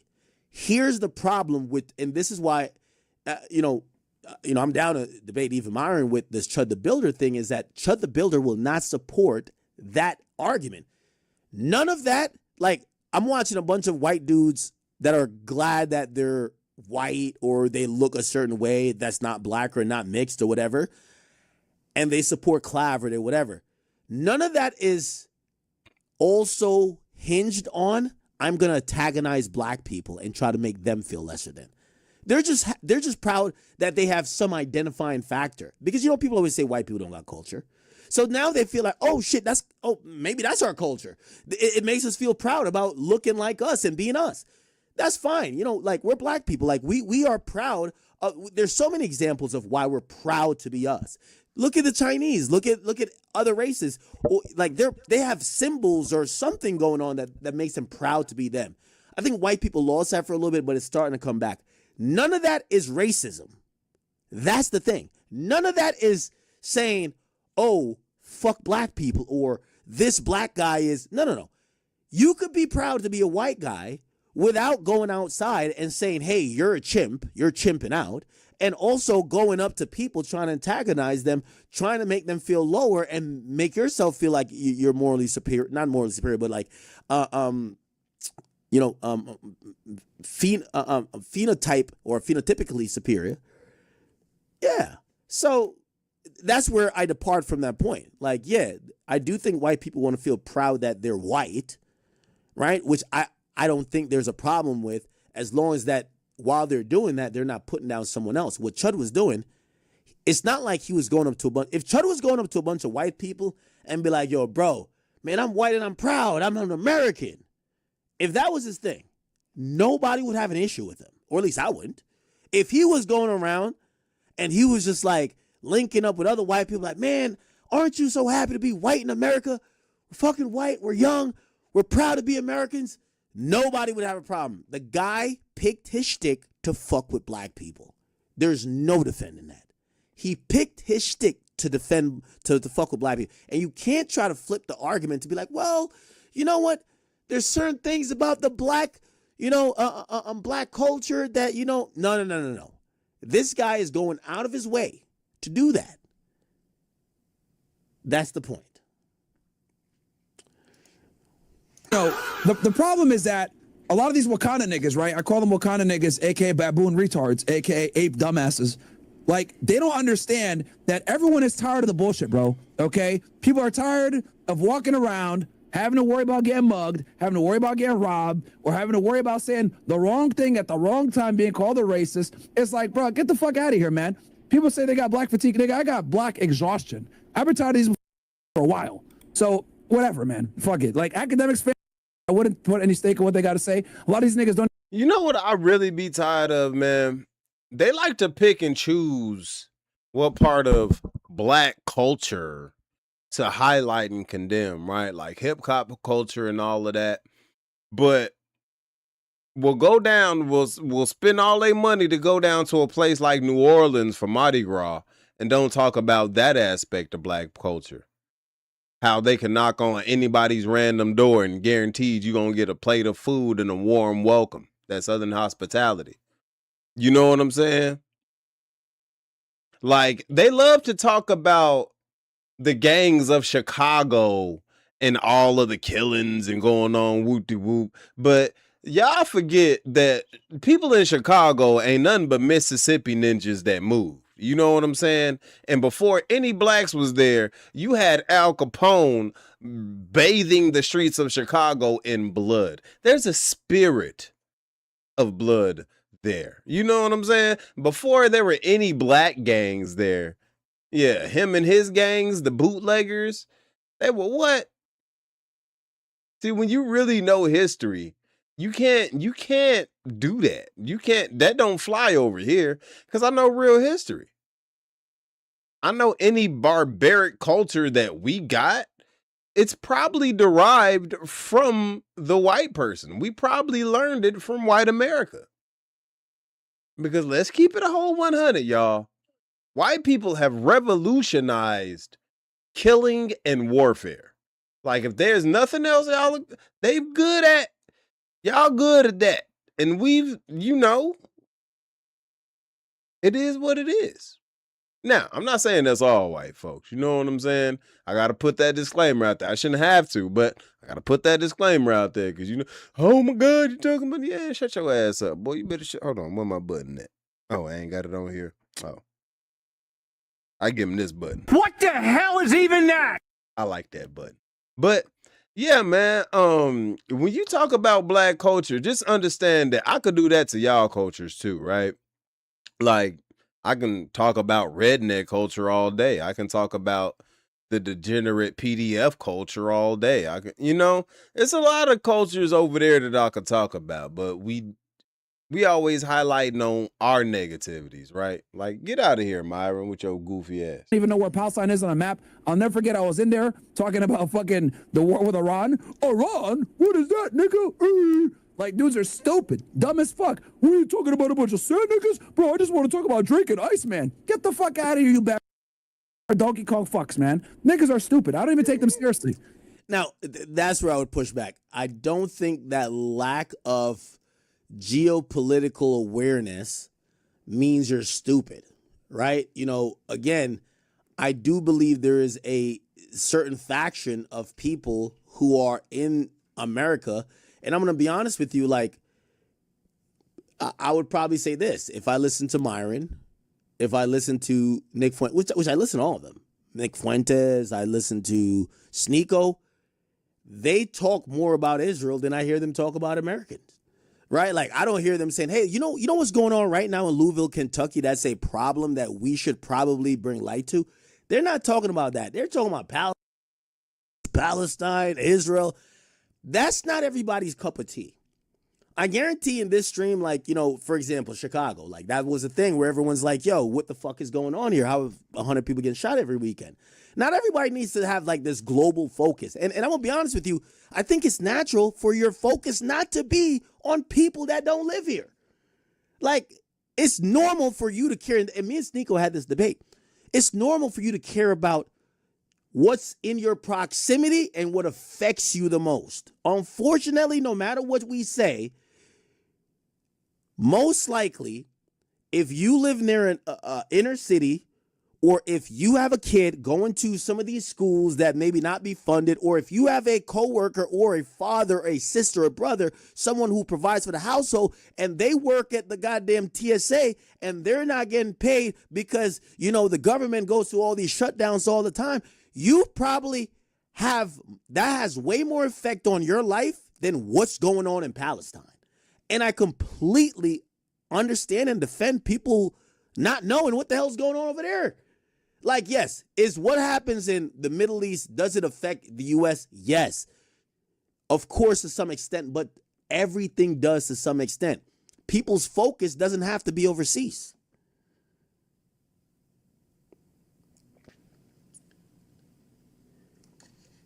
I see someone, 230, says, you dummy, how don't you recognize that Israel impacts the shit that goes on over here?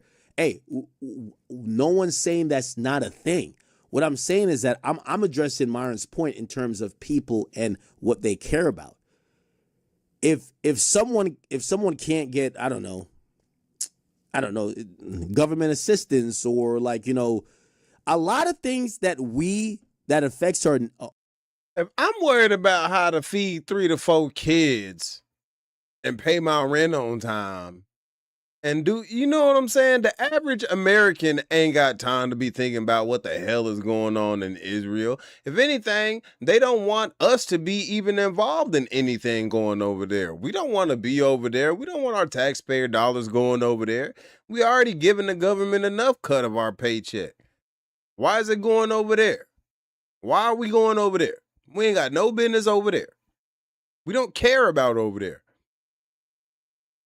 A big part of the reason why you goofies even got Trump in the office is because he said he was going to stop focusing on foreign wars and make America great again. Build America back better, right? So what are we doing? Because obviously somebody ain't keeping his word. But did you really expect him to? I know y'all goofy asses did. Not my people. I'm talking about for the people who really thought he was, y'all know who I'm talking about. But yeah, man. Our normal life are actually not even dictated by the federal government. It's actually dictated by local and state government. So I understand why people who have jobs to work and that are probably preoccupied with a million other problems are not trying to think about the trickle-down effect of Israel's influence on American politics. Yes, does it exist? Yes. Is it probably cool? No. But you think everybody's that's not their thing. That's not everybody's thing. People care about what the hell's going on with them. Could they feed their kids? Could they pay rent? like shit, like, you know, something happened. Do they have some money in savings? Yes, everything boils up to, it's like, for example, yes, you could boil up every issue to the president, right? Oh, well, this is going on locally. If you trickle, if you keep compounding it, you're gonna be like, oh, it's the president's fault. But a lot of time, it's your state and local representatives, and that's my point. What I'm saying is that it's not a problem if you think Israel is the thing that's gonna solve all our problems. But for the people who don't think like that, you can't say they're stupid, right? Like, if anything, it might sound even more stupid to keep complaining about Israel while both sides of the aisle basically give you a middle finger saying, fuck you niggas, we're going to follow Israel, and you're just sitting there complaining all along. That's what I'm saying. Danza Project, thank you. Thank you for the gift. And my boy Dan's up in here dropping some dimes, my boy. So, anyway. And I was going to say this really quickly, too. The thing with Ak, he was like, yo, I'll be honest with you, I don't care about Palestine. I think it's important to highlight, like, all right, it's fine. He doesn't have a dog in that fight, I guess. Look, I'm Muslim, so Palestine means something to me. I'm glad he said that. I do want to let the majority of the world know that most African Americans, it's not even African Americans. I don't want to even make this a race issue. People care about themselves, okay? I'm going to be honest with you. If what was happening in Palestine was happening in the Caribbean, I would be talking about it every day. Unfortunately, that's not my fucking, backyard. It's not the thing that's on the top of my mind. Yes, if 100 people get like fucking eviscerated in Jamaica, yes, I'd be on here sobbing and crying. But the thing is, for the people who are Muslim or people who align with Palestine, don't try to get everybody to jump on y'all calls and do the most. Because what happens is that I've only seen one time, and it's with them marches. Like, all right, it's Black Lives Matter time. Let's get on some marches. But that was about it. Usually when black people got some shit going on, it's like, y'all niggas on your own. Straight up. We don't hear other countries funding it. And that's the thing, man. Black people are known for always putting other people's causes above our own. And why should we do that? Why should we continue to do so? I understand, and don't get me wrong, the whole Palestine and Israel thing, war is just ugly, and I don't wish any death upon any children, and you know what I'm saying? Like, if I could snap my fingers and it all stopped tomorrow, I'd do so. But ultimately, I ain't got a dog in that fight, and I know if I go to either place, they would call me their version of the word nigga. You know what I'm saying? Like, I know that they don't rocks with me over there, and I'm like, hey, homie, that's been a war that's been going on way before I was born, and it's probably going to continue to go on long after I'm gone, So when it comes to that, I leave that where it's at. I got enough problems right here in my own country to deal with, and that be y'all terroristic problems. Y'all come over here, don't even associate with the black community, but try to shit on it, and then be mad when people of the black community or of the culture don't want to rock with your causes or fight for what you got going on. And it's like, homie, shut your bitch ass up. Don't nobody know. That's not how that works. We haven't heard Israel saying, hey, listen, we're going to give $5 billion to all the black people. Fuck no. They're like, yo, man, y'all niggas do that shit on your own. So again, I think it's just natural. We're all going to care about what the hell affects us the most. It's not like we hate people. It's just, do you think? Dog in that fight, I guess. Look, I'm Muslim, so Palestine means something to me. It's a human issue, though. It's greater than being Muslim. It's just wrong. And this is my second to last thing. I think it's because these guys identify as Muslims. I don't know what I think the black oppression, even historically, with all due respect, I don't want to call out certain events because how people get sensitive. I think slavery was the worst thing that ever happened to humans in history. Black slavery. Not all this other shit I'm hearing about, oh, these people died. Okay, that's bad too. But when I'm ranking them on my list, black slavery is number one. Okay, you make your list. Your list is over there. My list, you ain't going to be the top of the list. My list is black slavery. Point blank period. Okay? We got black slavery. Then we got when we go down, we get to some other shit. But number one, we the biggest. I'm sorry. Number one. I'm sorry. I know y'all gonna be mad. Number one. We built all these countries, got maimed, like decapitated, separated from families, treated as animals. For so long. I'm sorry. On my list, it's number one. And I'm not only talking about in America, I'm talking about throughout the world. Because the slavery of black, brown, indigenous people were also seen in the Caribbean. It's seen in South America. It's seen in Central America. It's the worst thing that's ever happened in human history. So everybody else, which y'all worst thing, it's okay. Y'all could get maybe number 2, number 3, number 4, number 5. But on my list, black people's number 1. Sorry. Sorry. You know what I mean? Like, but it's also natural. If you're like from Japan, you should say, yo, niggas dropping a nuke on us, the worst thing that happened in history. I get it, because you're Japanese. I'm not Japanese.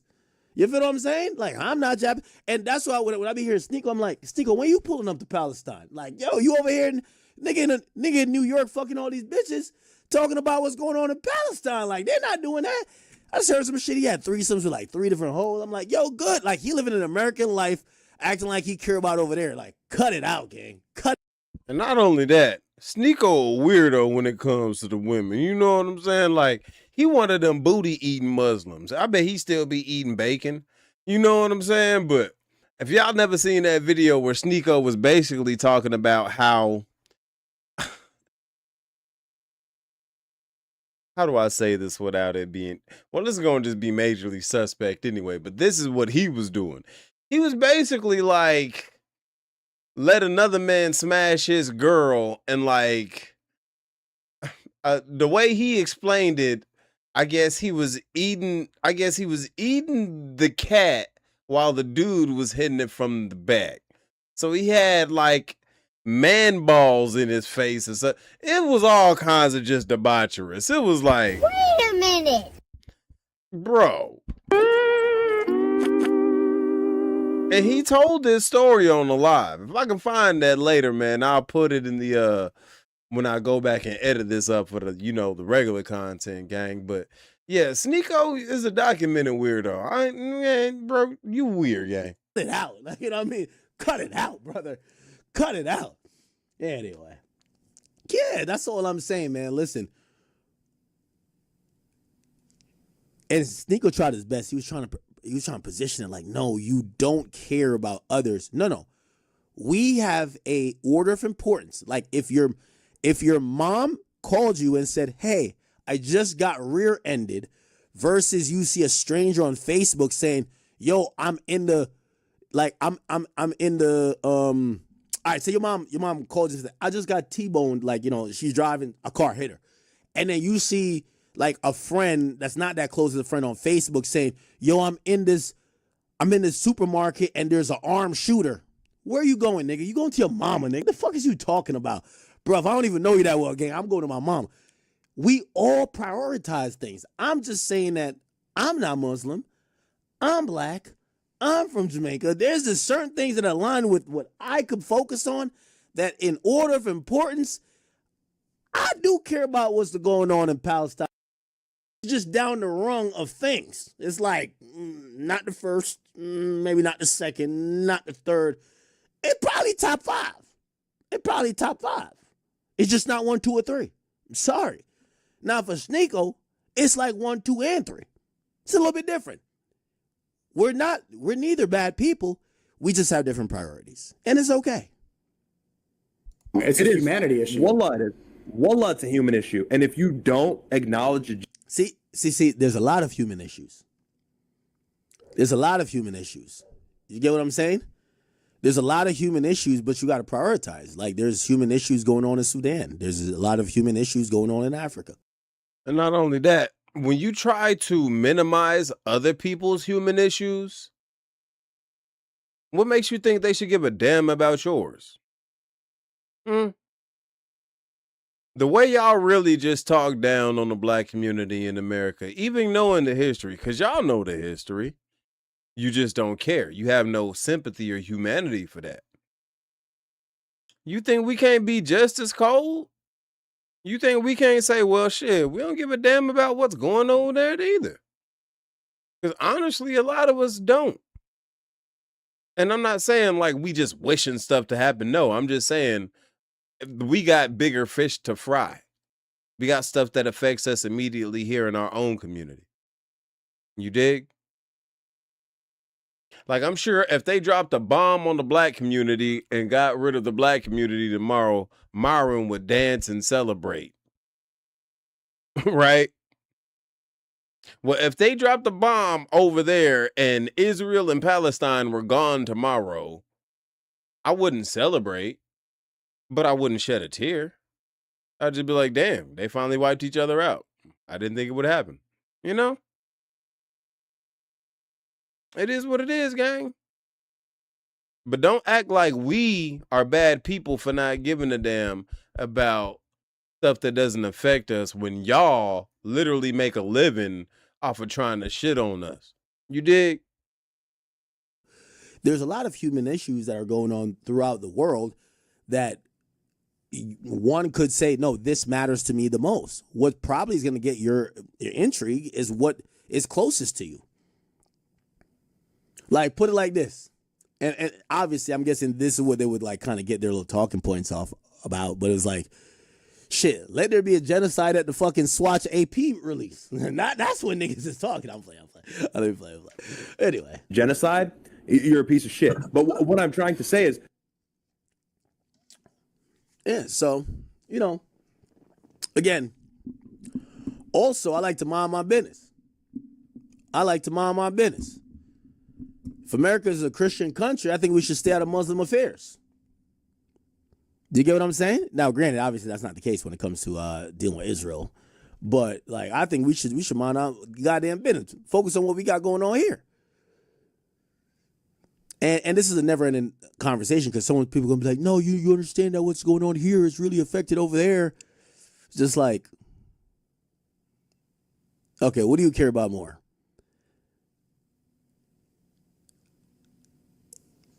Respectfully, if 50 people get killed in Chicago and 50 people get killed in Palestine, I'm sorry. I care about 5 million more. Why is that happening in Chicago? Well, Palestine's like a forever from here. It's like take 2 spaceships to get there, bro. Like, come on. Order of importance. That's all it is. We got to figure out what's going on. So do you care about what's going on in Philly more or you care about what's going on in Palestine? Nigga, you don't even know Palestine. You got a map to Palestine? Let's focus on what's going on here, man. That's what I say. But, you know, to each his own. To each his own. Because, as I said, and this is me being fair, if it was some shit going on in Jamaica, I'd probably be a little bit up in arms. But the fuck do I got to do with Palestine? Or Israel? Either or. You get what I'm saying? Like, Iran dropped 3 bombs in Israel. And? Like, yo, did they drop it in Jersey? Like, no, they like, yo, go handle y'all thing, man. Let them niggas fight. I'm on some Diddy shit, man. Let both them niggas fight. Let Israel and Palestine fight it out. And Hezbollah, let them all fight. We just sit back and be like, damn, this is a good show. It's like watching Avengers Endgame. Anyway.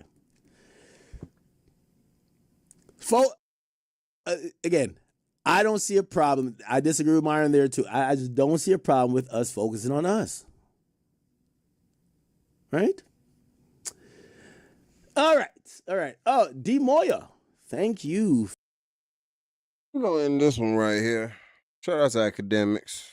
Where my round of applause? Oh.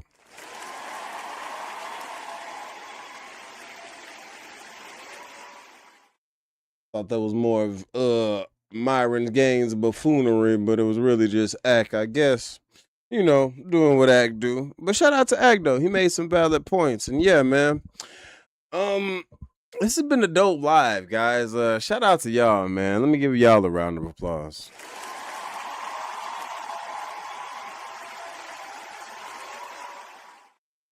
We knocked out 5 reactions, you know what I'm saying? Shoot, man, you did. We had some fun. I hope I provided some entertainment for y'all. I hope y'all enjoyed it.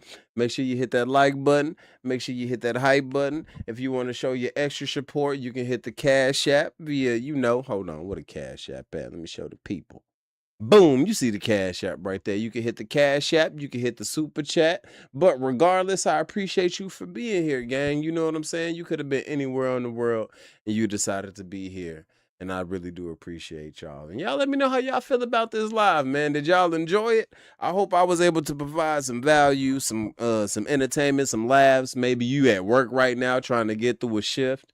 And I help you, get through it, gang. And hey, man, that's all I could ask for. You dig? I'm just trying to be here to, be of use to my people, man. Shout out to all the supporters in the building.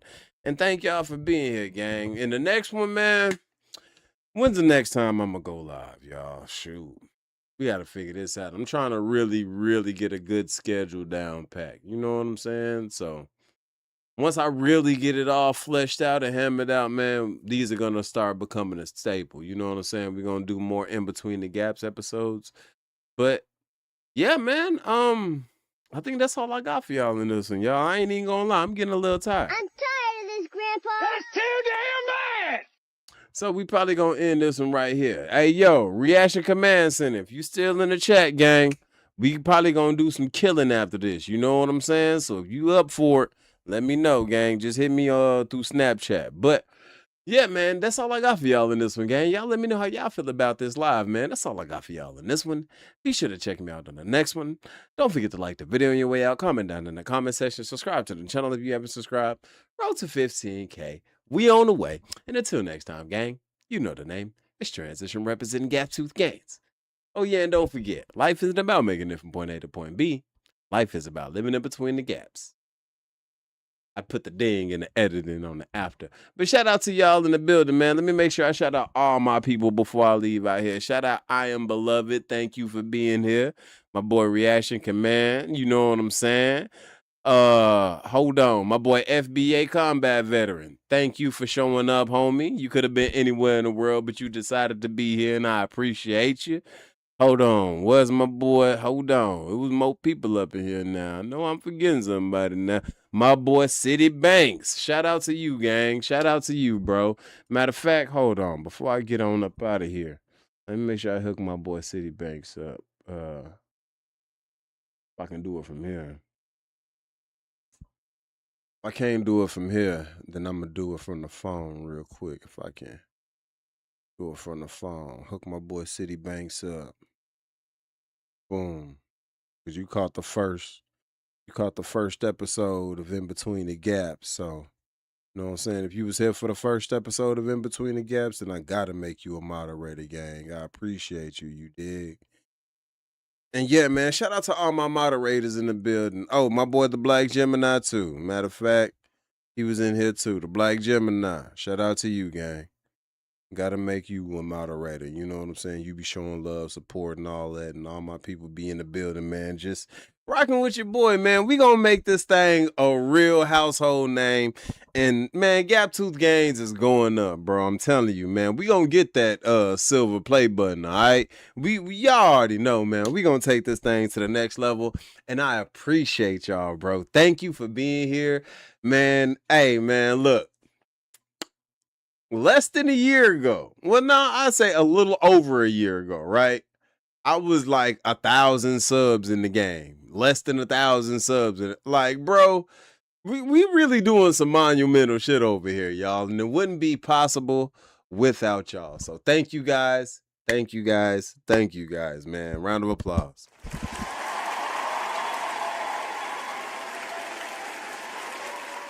And until next time, gang, you know the name. Transition representing Gaptoothgainz. And we out.